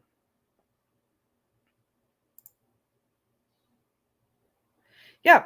I wonder when the first instance of the idea of dragon is recorded. These really do look so similar. They look incredibly similar. And I will tell you right now, if you are, we see this on the news. Oh, a forest fire, a brush fire broke out. First thing you see is a bunch of birds flying away. So you have a living population of Dimorphodons. You have a living population of Dimorphodon. A small brush fire burns out, starts up, they go flying away, and then you assume that they started it. Especially if you're relatively unsophisticated yourself. If I see a bunch of birds flying away from a fire, I'm like, oh my God, that fire scared away the birds. But if I don't know the difference, or if I have pre-existing ideas and superstitions, I'm going to assume that the birds started the fire. And of course, but yeah. Now this particular skeleton is actually pretty small. Anyway, can you imagine as an archaeologist being forced to admit that dragons are real? Nobody's going to do it. Again, back to professional suicide. Now, did I save the link? When I decided I wanted to do this topic, I didn't really study. Oh, that's not what I want. Nope. Okay.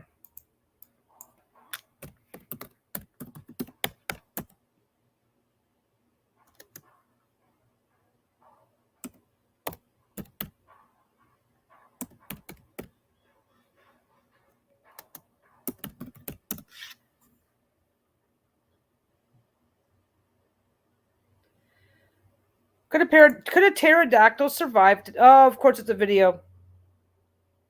Yeah, just before the mass extinction of the dinosaurs, their numbers weren't dwindling. Here's the thing: one of the theories that we really lean into is that one of the biggest theories that we lean into is that when the meteor came and killed off all the dinosaurs, the land-based dinosaurs got the worst of it because they had nowhere to go. They could only escape as far as they could run. Water-based dinosaurs, so that's going to be your Loch Ness monster, your plesiosaurs and stuff like that. They had a better range that they could, as long as if they could start swimming, they might be able to get far enough away to avoid the worst of it. And we've seen like a tidal wave comes in, and for anything actually in the water, it's just a whoosh, whoosh, and it's gone again. So the idea that water living dinosaurs, that's how they say the alligators, crocodiles, and all those things survived. It's like, oh, well, they're at least semi-aquatic, so they could just stay swimming and ride it out. And that's how come we still have those types of dinosaurs today. The velociraptors and whatnot, because they were able to at least partially fly.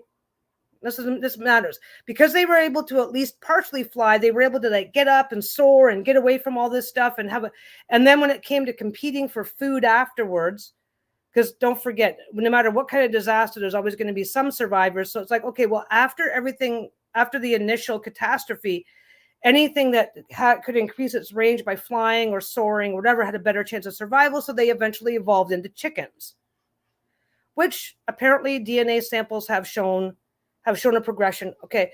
But pterodactyls, no, they didn't survive. They were the ones that could actually fly. They were actual flyers with actual wings, but they died because they're too scary. They're scary. We don't like those. So they didn't survive.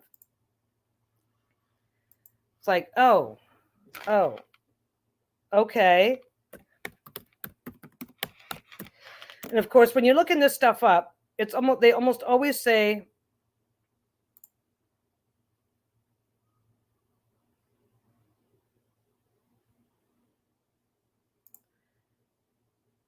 okay, we'll show this one, but that's not the one I'm looking for. Actually, we'll go find it, see if I can find. There was one I had, and I had that was goodness. Yeah, okay.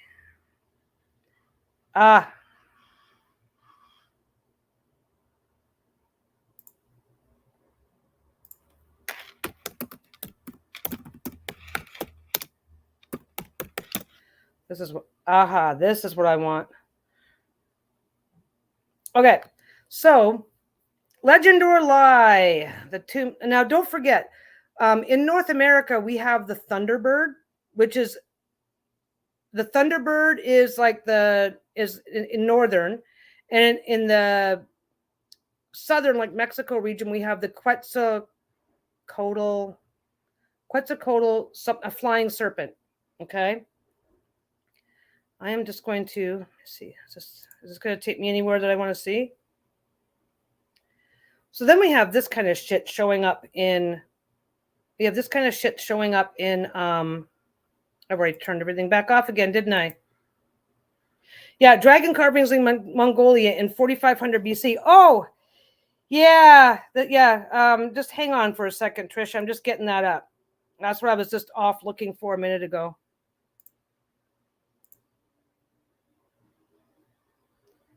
No, we don't want notifications. So this is Arizona. In the Tombstone area of Arizona, farmers being harassed by a strange bird that they shot. And this is what they're showing us. This is what they say they shot. So these are 1800s ranch hands. When was this supposed to have happened?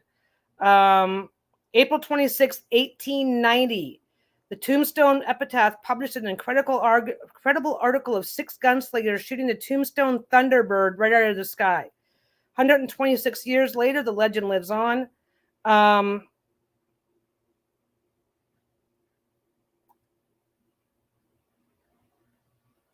Yeah, the most popular theory of the picture existing, the real picture, is a pterodactyl-like creature spread out on a barn, wingspan of about 18 feet, and it had cowboys holding hands, stretching their arms, and depicting the actual size of the creature as it spread. However, this picture has never surfaced or been found. So we don't know. We have no way of knowing if this picture is oh my God, I didn't put it on the stage. We have no way of knowing if this picture is real or fake. We don't. Because fake stuff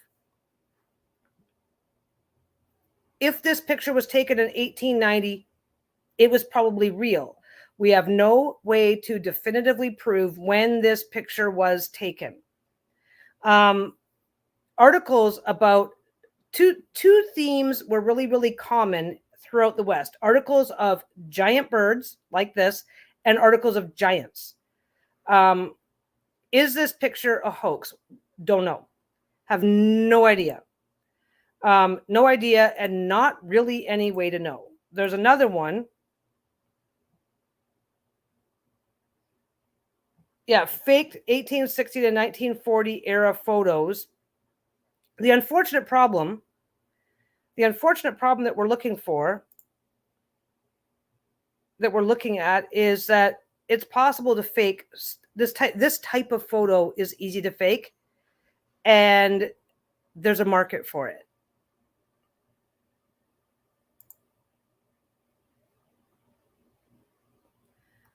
This is another one.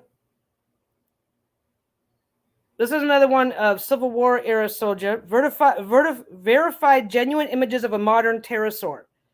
Now this, I just grabbed this one from Reddit. So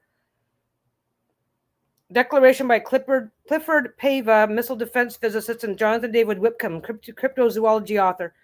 This is another one that was taken around within a few years, like, within about a 40-50-year-old spread.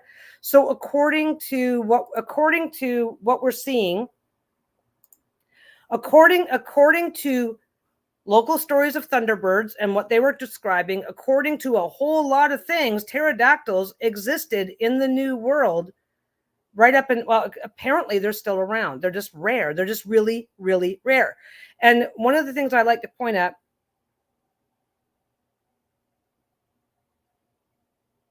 yeah, Arizona seems to be the place for actual dragons. Here's the thing, is that Arizona is extremely, there might be a lot of people. The United States has almost 300 million, probably over 300 million people right now, right?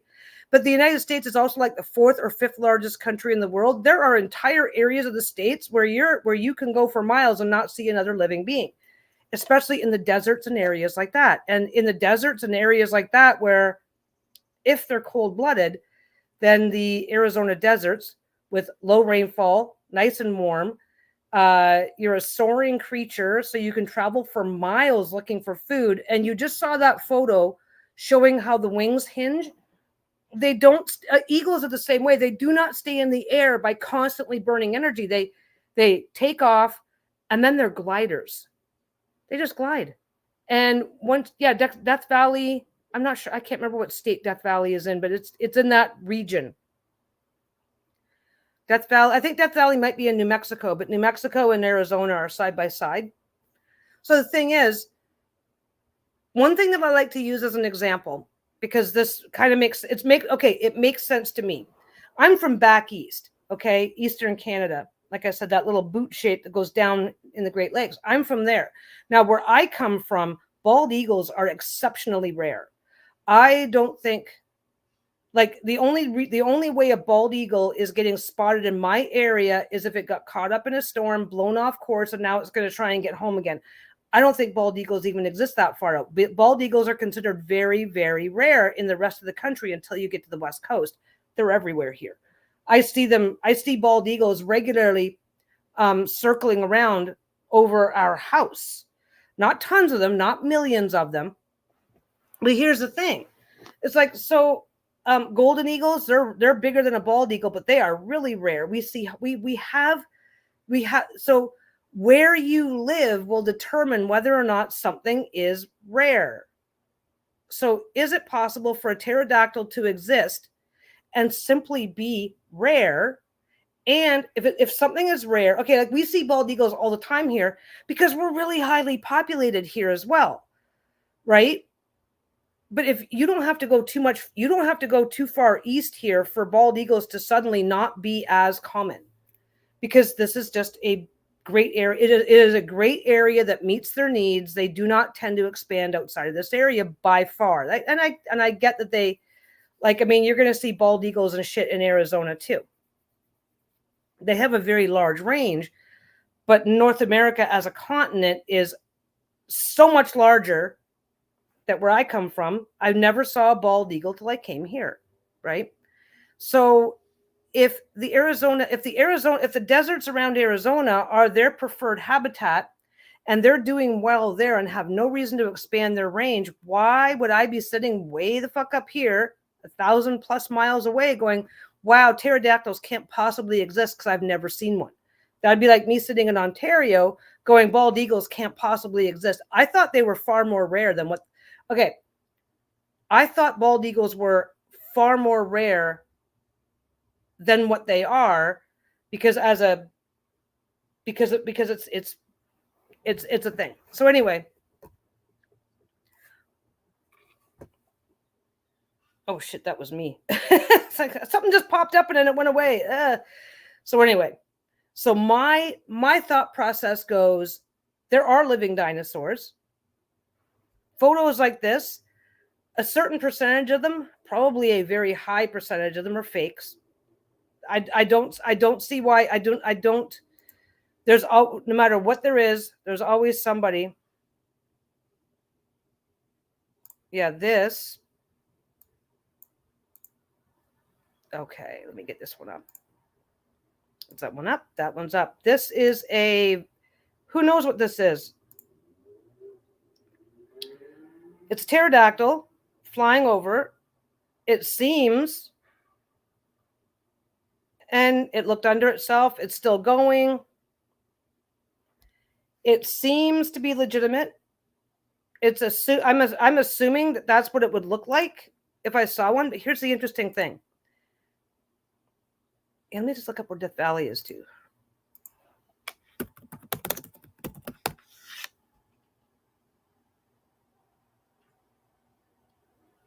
Oh, Death Valley's in California. Let's see what we got here. Okay, let me bring this up though. Opening maps. Okay.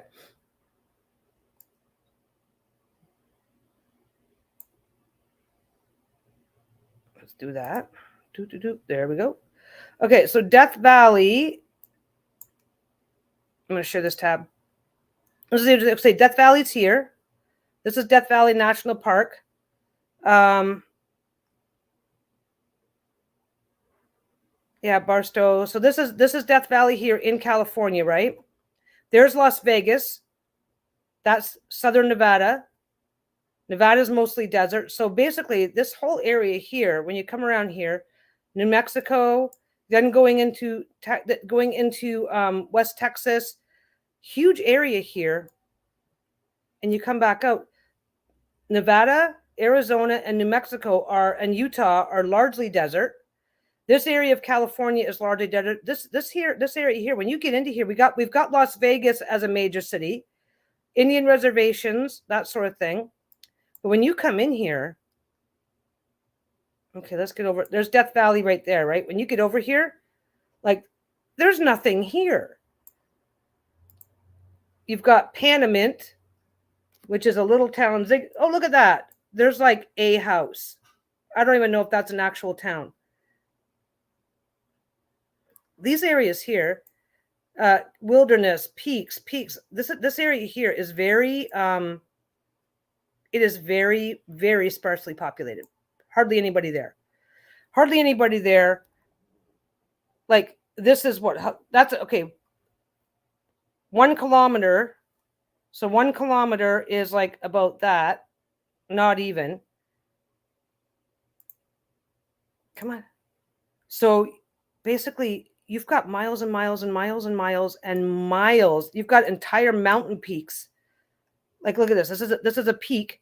There's no roads going up to that. There's what? There's a road that ends. That might be a road. Is that a road or is that just a mountaintop? Nope, it's a riverbed. You're traveling for miles and miles and miles and miles, and it's the same phenomenon that you're going to find looking for the Loch Ness monster. You're standing here trying to look for something. You can only see a certain distance. There can be pterodactyls floating around over here. You're not going to see them. It's difficult for us to find them, whatever them may be, and easy for them to avoid us. Ooh, what's that? Well, that's just a weird formation. Okay. You ever do that? You're like on a map for some reason. You're going, "Oh my god, what's that? Did I find something interesting?" Like, look at that. Look at how remote that is. There's nothing there. But things live there. Lots of things live there, but you just go and you go and you go, and you're not getting to sight. You know, there's, like I said, Las Vegas is there, but people don't just go fucking around in the desert for fun.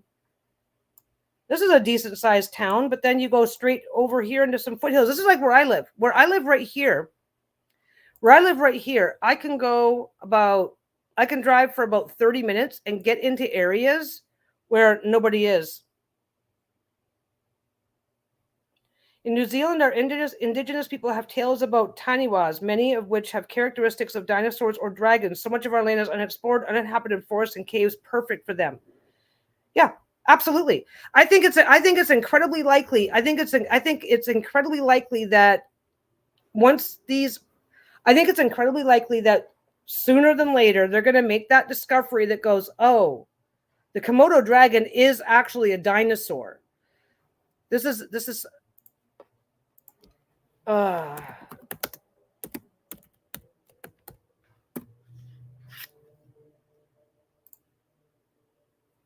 there's two of this happened twice in history that we know of. Okay, so the population of woolly mammoths declined at the end of the late Pleistocene, with the last population on mainland Siberia persisting until about 10,000 years ago. Although isolated populations survived on St. Paul Island until 5,600 years ago, and on Wrangell Island until 4,000 years ago. This matters. The last mammoth was alive. The last known group of mammoths survived until about 1650 BC. That's a population that we can prove. Over 1,000 years after the pyramids of Giza were built. The pyramids of Giza were built while woolly mammoths still existed. We've got mammoths and mastodons. Let me see.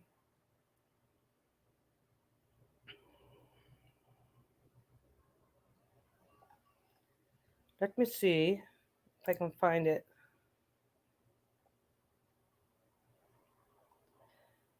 I thought I saved that one. Let me see if I saved it. Ah, there we go. I think I kept it.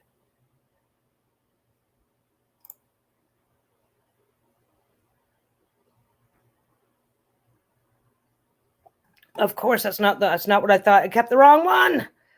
Or did I? Let's see. Okay, basically, woolly mammoths thrived in northern tundra regions. We have so many fossils that are incredibly intact with fur, with all sorts of stuff, right? So we can be pretty like.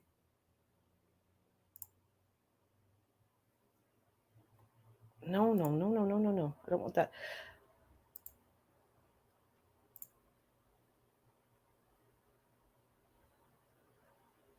Okay, I'm just going to do it from here because I don't. Yeah, it was so much harder during the dinosaur times, and now Death Valley would be perfect for them. Even if it wasn't, it was so much harder that everything in the area would be perfect for them. This is the thing. It's like,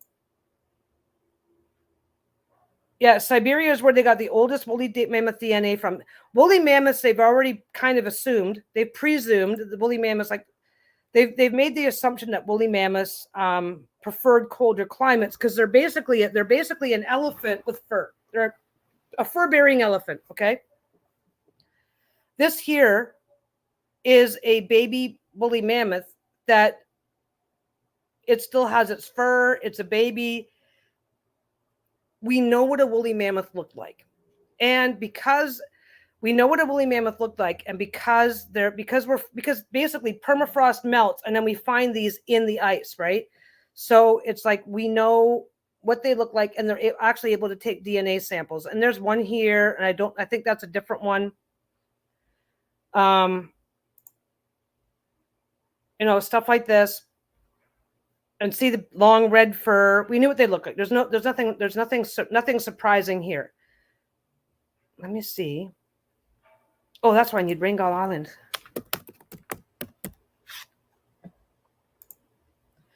So we know that mammoths were huge. We know that they're massive. We know that people hunted them for food. These are a lot. Yeah, this is, yeah, a mini mammoth once roamed Crete. Mini elephants were found in Indonesia.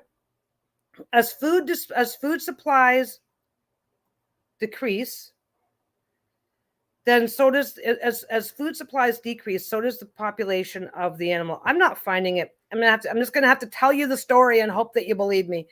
Okay, so woolly mammoths are really mastodons. Actually, I'm not sure where mastodons.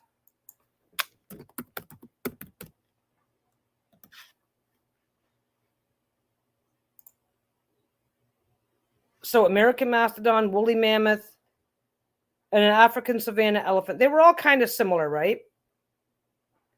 All had the horn, all had the tusks, all had the whatever. So my argument is that can go. I just want to get back to that guy. I want to put that guy back up. No, I don't have to put that guy back up. So no, I turned it off. I wasn't finding what I was looking for. Okay, so we've seen proof of this in the past. At one point in North America, miniature horses like this big were common. They were like really, really tiny. So basically, what science is willing to admit. Oh, don't be sorry. It's like I screw things up six different times on in an hour. So it's like it's easy to assume that I fucked something up again, because I usually do. So basically, mastodon populations, the mastodons are distributed all over North America, Northern Europe, Russia. They're distributed basically they're northern. Okay. They're doing well. They're thriving. They're doing this. Things change. We don't know what changes. We don't know how it changes. There is theories that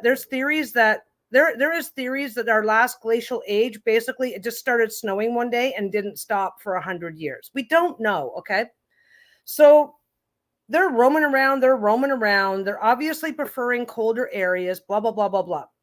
Then for some reason, probably a combination of habitat changes and hunting. And I'm going to assume hunting, to be honest with you, because we've got so much evidence of other animals being hunted to extinction. And we tell ourselves, oh, that's only a modern phenomenon. And it's not. It's not. You have a population of woolly mammoth and a population of bison, say, in a region. Something happens. The bird flu version of bison flu hits. All the bison die in the area. There's a big die off of bison. And I'm a local hunter-gatherer tribesman. What am I going to do? I'm going to start killing the fuck out of all the mammoths. I'm going to hunt. And then this is how this works. A population moves into an area, and animals do the same thing. So a hunting population moves into an area, and they go for what is the most abundant or easiest prey. So then they start specializing. If I am specializing in sneaking up on a mammoth, then I am going to lose my skill at chasing down a kangaroo. Right? You don't, as modern humans, we're like, well, you just get a gun and you shoot it. It's like, oh, we didn't have that then. We had a pointy stick. Okay. You learn to hunt. If you don't succeed, you don't eat, you don't survive. You stick with what you know. So you just keep hunting them and hunting them and hunting them until there's none left. You do not change gears unless you are so well fed and content that you have the time for it. And don't forget, humans with their pointy sticks running around chasing something that's bigger than they are. We see this all the time on National Geographic. Oh, and this poor predator just got kicked really hard by her prey, and now its jaw is broken and it's going to starve to death. You don't take on a new challenge when it's all about when your existence is about survival and there's not much else going on. You don't take on new challenges. So I do think that overhunting played a big part, whether we want to admit it or not. They have found mammoths with broken off spears still in them. They've found mammoths that have been charred. They know that the meat's been cooked, that sort of thing. So anyway, I'm babbling. So mammoth population is doing what it's going to do. Environmental changes, overhunting, whatever the fuck happened, less and less and less and less. And they do what animals do. Well, I don't want to be your next meal. I'm going to go somewhere else. So then they find their way up to Wrangell Island and another island. And maybe at some point, maybe 1,000 years before that, they simply walked over. But now the sea levels have risen. They're trapped there. Can't leave, won't leave. Maybe they can't leave. Maybe they won't leave because hunters. And then the lack of food and whatever, and between inbreeding and lack of food, they start getting smaller and smaller and smaller and smaller. So by the time the last mammoths were living on Wrangell Island, they were about the size of a deer. They weren't that big.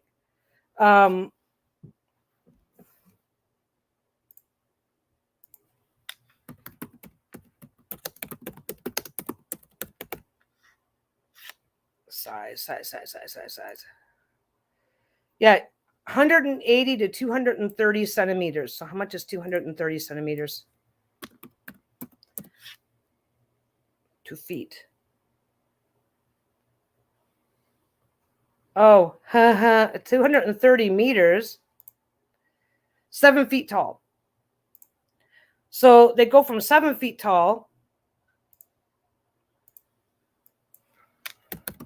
How big was the average mammoth?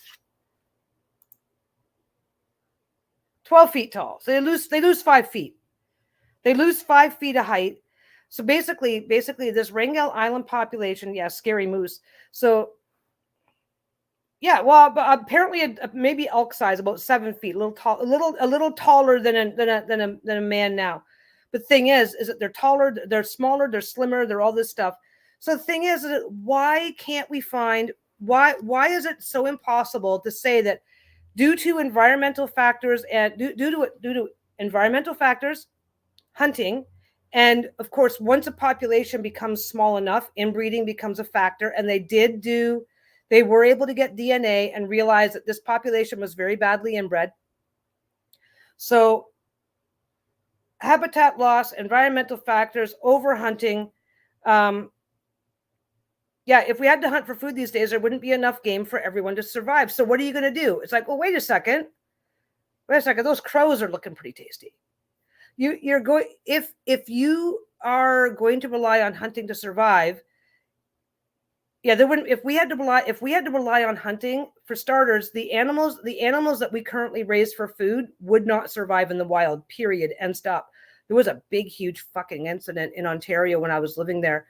A bunch of activists got into a pig farm, let them all go, and they all died. They all died gruesome. Every single one of these. Oh, we're going to free these pigs because pigs should live in nature. Blah blah blah. And it's like these animals cannot survive without human care. They let them out. I don't know how many pigs, a few hundred were on this farm. It was, yeah. If we had to hunt for our food now, there would be more vegetarians. Every single society that we know of that hunts for its food, because we still have hunter societies right now that rely on, if they don't kill it themselves, they don't eat meat. We have areas in northern Ontario where they don't do this stuff. Yeah. Oh yeah.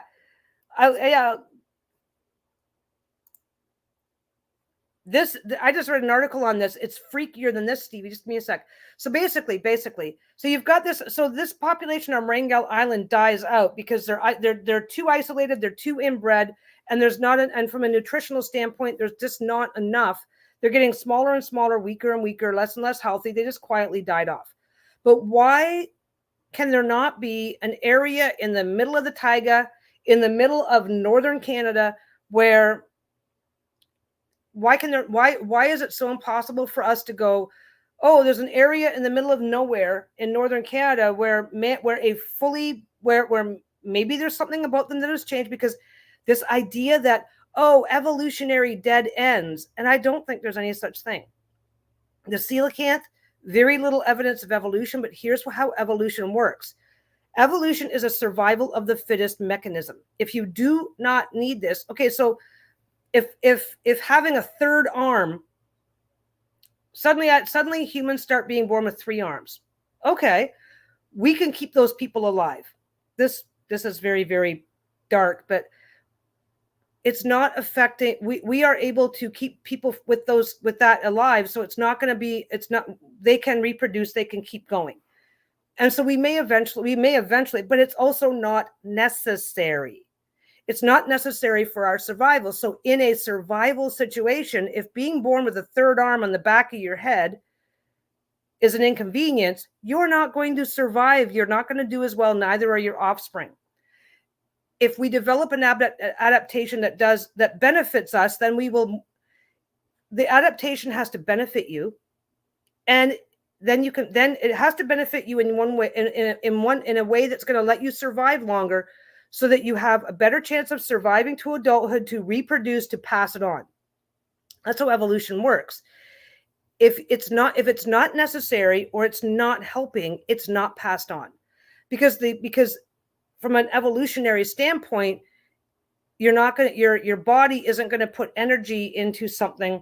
That's why our appendix is now a useless organ. We don't even know what it used to do. I have no fucking idea, because we don't need it anymore. So from an evolutionary standpoint, we stop putting energy into it, and now it's just quietly going away. I said it ass backwards, but I think you know what I mean. So a beneficial adaptation is evolution. A harmful adaptation is a deformity. And in the wild, in survival of the fittest, it will have a direct impact on whether or not you can live long enough to reproduce. Stevie's story, the reason why it's still up there, this is modern elephants have evolved to not have tusks because of the poaching for them. Can you imagine if we ate them too? Okay, here's the really fucked up part, okay? Poaching elephants for ivory is kind of a modern thing. So killing an elephant, it used to be you kill an elephant for food, you do whatever you're going to do, and then if it has tusks, you also take the tusks. Killing elephants strictly for their ivory. Apparently 3 to 5% of elephants were born without tusks, right? This has been kind of like the norm for elephant populations. So now, because of all the poaching of elephants with tusks, well, being born with tusks is now from a biological evolutionary standpoint, again, advantage or deformity. Now, being born without tusks has no advantage, is a detriment. It is a detriment to survival. Elephants with tusks aren't surviving as long. They're not breeding. They're not creating offsprings that have tusks. So the ones without tusks are reproducing, are surviving longer because they're being overlooked by the hunters. So they are surviving, they are reproducing, and they are passing on the gene to not have tusks. And this has only been happening for the last 150 years. That's the crazy fucking part. I was just reading an article about this not too long ago. Well, actually, when I stumbled across it again when I was doing my little, oh yeah, I forgot about that. It's new. It is new, and it is abrupt. It is an abrupt adaptation that is happening in real time, and scientists are able to measure how quickly this is happening because of, and in populations where they don't have, it's become a lot more common since the 80s, because around the 80s was when it was reaching its peak, where people were just coming in and shooting elephants. It's whatever, to the point where elephants became endangered. So you've got this small population that's trying to recover, and if you have tusks, it is now it's now a biological disadvantage that is preventing them from surviving long enough to reproduce. And so now it's about 30% that's happening. Same thing is happening with lobsters. Blue lobsters are apparently super rare. Blue lobsters are super rare. People get really excited when they find them, but people don't necessarily want to eat them, because it's okay, this is really cool that it's a blue lobster and it's rare. It's a rare. Blue and another color are really, really rare when found in lobsters. Oh, this is really cool. But these blue lobsters, apparently, no matter how rare they were, it's cool that they're rare, but it's oh, the shell is blue for a reason. I don't want to eat it. So now more and more lobsters are being born with blue shells. Blue shells are now becoming less and less rare in lobsters in areas, and it's probably regional. In areas where lobsters are being routinely fished, it's becoming more and more common to find a blue lobster. And scientists are speculating that Scientists are speculating in the next 50 to 100 years or whatever, we're going to find blue lobsters becoming the more common color instead of the orangey red. Orange then cooks to red, right? Instead of the current color of lobster, we're going to find that to be more common. And it's like, okay. So anyway, the whole, yep. Yeah, exactly.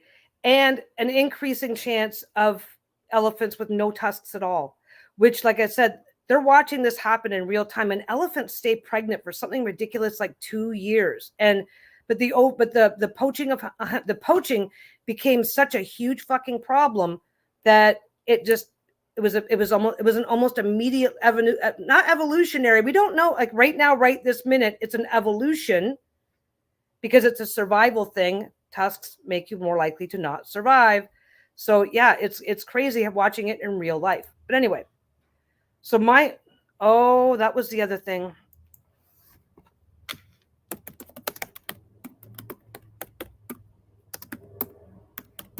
Let's see if I can find it right quick.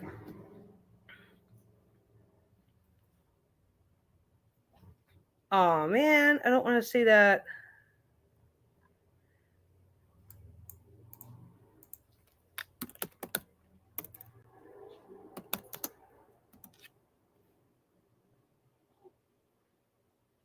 That's too long. That's not what I wanted to find.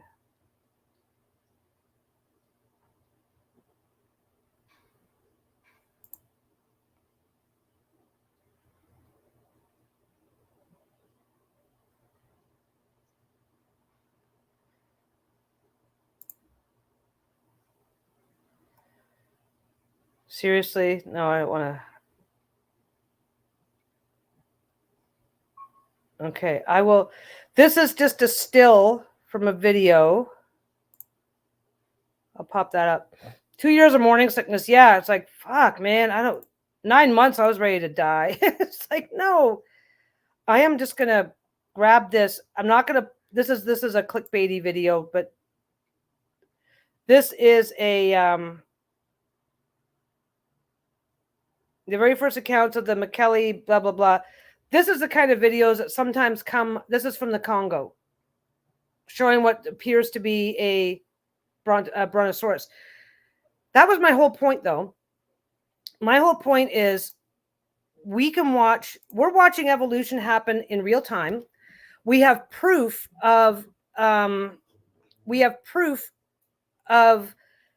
large animals like mammoths reducing in size down to a much more manageable level prior to their extinction. So why are we so arrogant to go like, oh, we're never going to find a living brontosaurus in the Congo?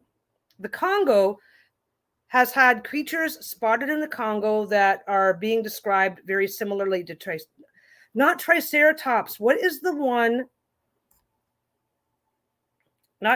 Possibly Ankylosaurus.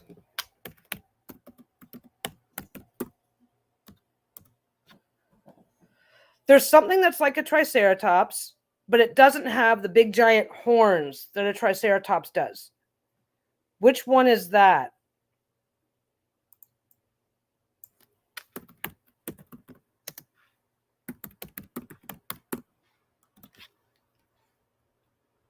I know which one I'm thinking of.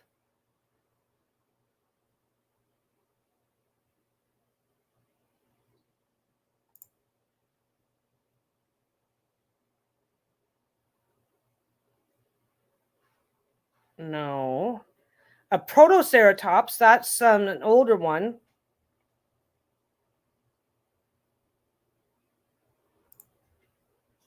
No, I'm not finding it. Okay, a Triceratops with either tiny or no horns. Okay, so there have been reported sightings in the Congo of. Oh yes, we did. We didn't go crazy on Ogopogo because we kind of lumped that Ogopogo, Cabrosaurus, the Lake Champlain monster, the Loch Ness monster. There's another one that I forgot to mention, but yeah, we mentioned Ogopogo.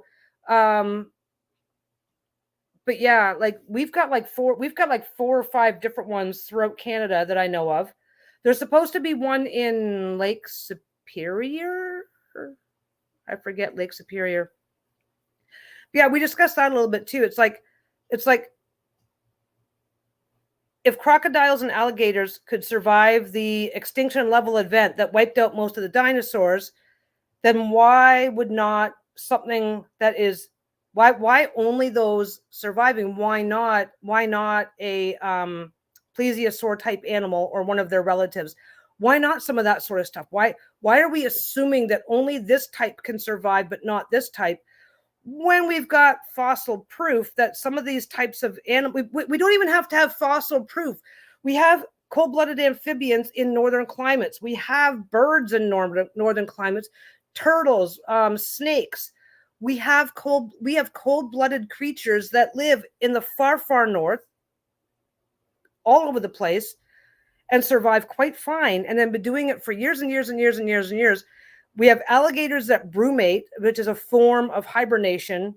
That's more involved than that. Why are we assuming that dinosaurs can't brumate? We do not know. We do not have a living example to look at. For all we know, dinosaurs would run around the tundra for a few months of the year and then brumate, get someplace. That's how turtles and snakes and frogs, that's how they all survive minus 50 degrees in the northern climates. Why are we assuming that? Why? And I get it. Larger things like a brontosaurus and stuff like that, they're going to be different. They're going to be different. But we already know that woolly mammoths, as things happened in their environment, they shrunk. And yes, they're warm-blooded. They're mammals. They were still around for 1,000 years after the pyramids were built. We know this. That's fine. But we also have proof of other animals doing the same thing. Giant Microceratops, that could be one. I'm not sure. I'm basically the reports coming out of the Congo are of animals that look like a brontosaurus, animals that look like a velociraptor, animals that look like a triceratops, and a couple of others. And don't forget, you can't just go, oh, this is somebody who's not familiar with the wildlife. You put me in the middle of the Congo and I see a hippo. If I've never seen a hippo before and I've never heard of a hippo, I'm going to go, what the fuck is that? Okay. That's not what's going on here. These are people native to the area. These are literal Africans that lived there for generation after generation. Oh yeah, that's a whatever. And they have names for these things. Oh yeah, they're not very common, but yeah, that's a thing. That's whatever. That, you know. The same thing over here. You talk about the thunderbird and a pterodactyl, and you go look at cave rock paintings and stuff like that, and it's like native populations here talked about monsters in the waterways, Ogopogo and all that stuff. They talked about the thunderbird and, you know, large pterodactyl-like birds. They described, okay, they talked about the thunderbird and then described pterodactyls. You've got photos coming out of these areas. Oh, they're all hoaxes, every last one of them. Like, who thought of a hoax? Who thought of doing that as a hoax to begin with? Right? The people that thought of, okay, Loch Ness Monster, subject of hoaxes over and over and over and over and over again. Millions of hoaxes coming out of Loch Ness. Who thought of there's a monster in Loch Ness? That was not a hoax to the people who started talking about a monster in the loch 1,000 years ago, right? Is there still a Loch Ness monster? Maybe not. There may be no more actual Loch Ness. There may be nothing in the lake. But then again, where did that flipper come from? And that flipper, by the way, was 6 feet long. That flipper was 6 feet long. So why is it a secret? And like I said, I love the word conspiracy because it makes it fun, but it would be professional suicide. And I've said that 500 times today. It would be professional suicide for an archaeologist to say, I believe Brontosaurus is still alive somewhere. It would. It's like, no, you're an idiot. You don't know what you're talking about. Until somebody brings one up for examination. I think people that do, I think the people, and this is a comment that I made in passing a while ago, but we've got to remember is that technology is global now. even in relatively remote villages in the Amazon, in the Congo, even in remote areas like that, there's always somebody around that has a cell phone. It's there might be only 3 cell phones in an entire village of a few hundred people, but as long as there's a way to keep it charged, satellite reception, stuff like that. Yeah, if anybody ever did, they'd just be told that they probably saw a giraffe. Well, and here's the other thing: how often do we look up? How often do we actually look up? How often do I go? I go, oh, there's a bald eagle. Oh, bald eagle, look away. I'm done. For all I know, for all anybody knows, for all we know, what if pterodactyls are now a lot smaller? That fossil I showed you was actually like, something about the size of an eagle, right? Yeah, I only look up if I hear a noise, right? And even if I hear a noise, if I at a glance assume that I know what I'm looking at, I'm like, okay, first time I saw a heron fly by overhead, a heron is a very tall bird with a really long neck. Well, when they're flying, they kind of fold their neck up and it looks really weird. It looks really weird if you're not expecting it. So the first time I saw a heron, I'm like, what the fuck is that? I had no idea what it was. It was just, I've seen herons before. I just hadn't seen one in flight before. And the way that its head was, it kind of snakes its head into an S. Because, well, okay, it can stretch it will look around in whatever direction it needs to look around. It will be, their heads are like, if that's what they need to do. But for just regular, comfortable, hello, for just regular, comfortable flying, they just drop their head back and go, yeah, it's okay, we're just going, it's fine. Freak me right the fuck out. And they're not necessarily super common here. We have one that hangs out by the IKEA. We see it all the time. Yeah, it doesn't look very anything. But if you've never seen one before, which I had never seen. I've seen, okay, geese in flight. They stretch their head. They keep their head forward, and they're stretched out, right? So seeing one that keeps its head back freaked me out. If you could have told me anything. Oh, that's a pterodactyl. I'd have fucking believed you, right? But anyway, I think a pterodactyl heron. But back to my comment about technology being everywhere. So even when we would go into areas that are relatively, I don't know what word you want. I don't know what word stays respectful. So whenever you go into areas that are still living pretty primitively, pretty technology light, whatever, somebody's still got a cell phone. These are not. That it's changing, so it is changing so fast in these areas, right? But I'm imagining an area, a small village, kind of in the middle of nowhere. Maybe the headman and 1 or 2 important people have cell phones, but everybody else is just doing their thing. Because don't forget, we are not looking at massive numbers of people who are going, oh my God, I want to have all this technology. I want a laptop. These are people like, I don't need that shit. They're living a lifestyle that they're happy with, right? I'm over explaining a thing, but anyway, they know about the local brontosaurus population. There's a bunch of brontosaurus everywhere. But if we tell anybody, the tourists will come in and we don't want them messing up our village. The poachers will come in and they're dangerous. They will shoot you. These are people. If you try to stop a poacher, you're in danger. Criminal gangs do this. There's a lot of money in elephant tusk, in elephant ivory. You know what I mean? So it's like, if we tell anybody, they're just going to come in, tear everything apart, trying to get it. And then they're just going to leave us with a big fucking mess to clean up. That's probably a thing. So there's a conspiracy right there.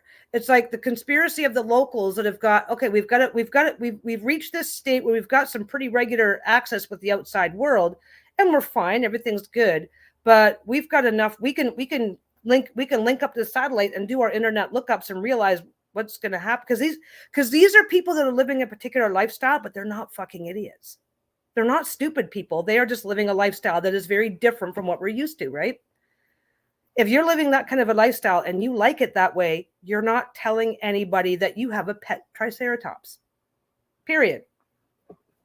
So conspiracy number 1, on a professional level, it doesn't matter what the archaeologists actually believe on a professional level, their career is over. If they talk about it on a personal level, the people that actually live in these areas are all going to be okay. The world's a pretty populated place now, right?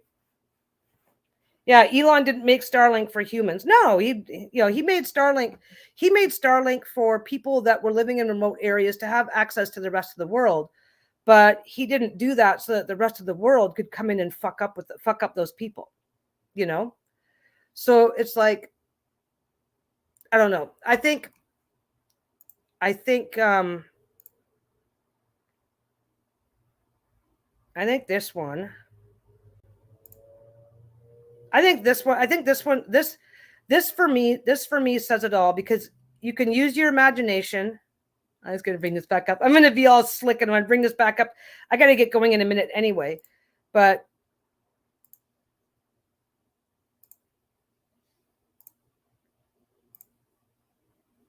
I'm going to bring that one back up because I think this one here says it all. You've got, if it is a flying animal, it has to have certain features to be able to fly. But when you take a look at it, you can very easily, that's a dragon. It's a dragon. If I saw that if I saw that taking off from somewhere, I'd be like, wow, look at that dragon. Because the argument about dragons isn't the argument about dragons for me is, did dragons exist? Yes or no? I think yes. Did dragons breathe fire? Very unlikely. But then you get the Komodo dragon, which looks amazingly like a archaeological representation of what they think an archosaur looked like. Archosaurs, by the way, are one of the oldest dinosaurs. If you get bit by what happened if you get bit by something, you get stung by a bee, what do you say? Oh my God, it stings so much it burns.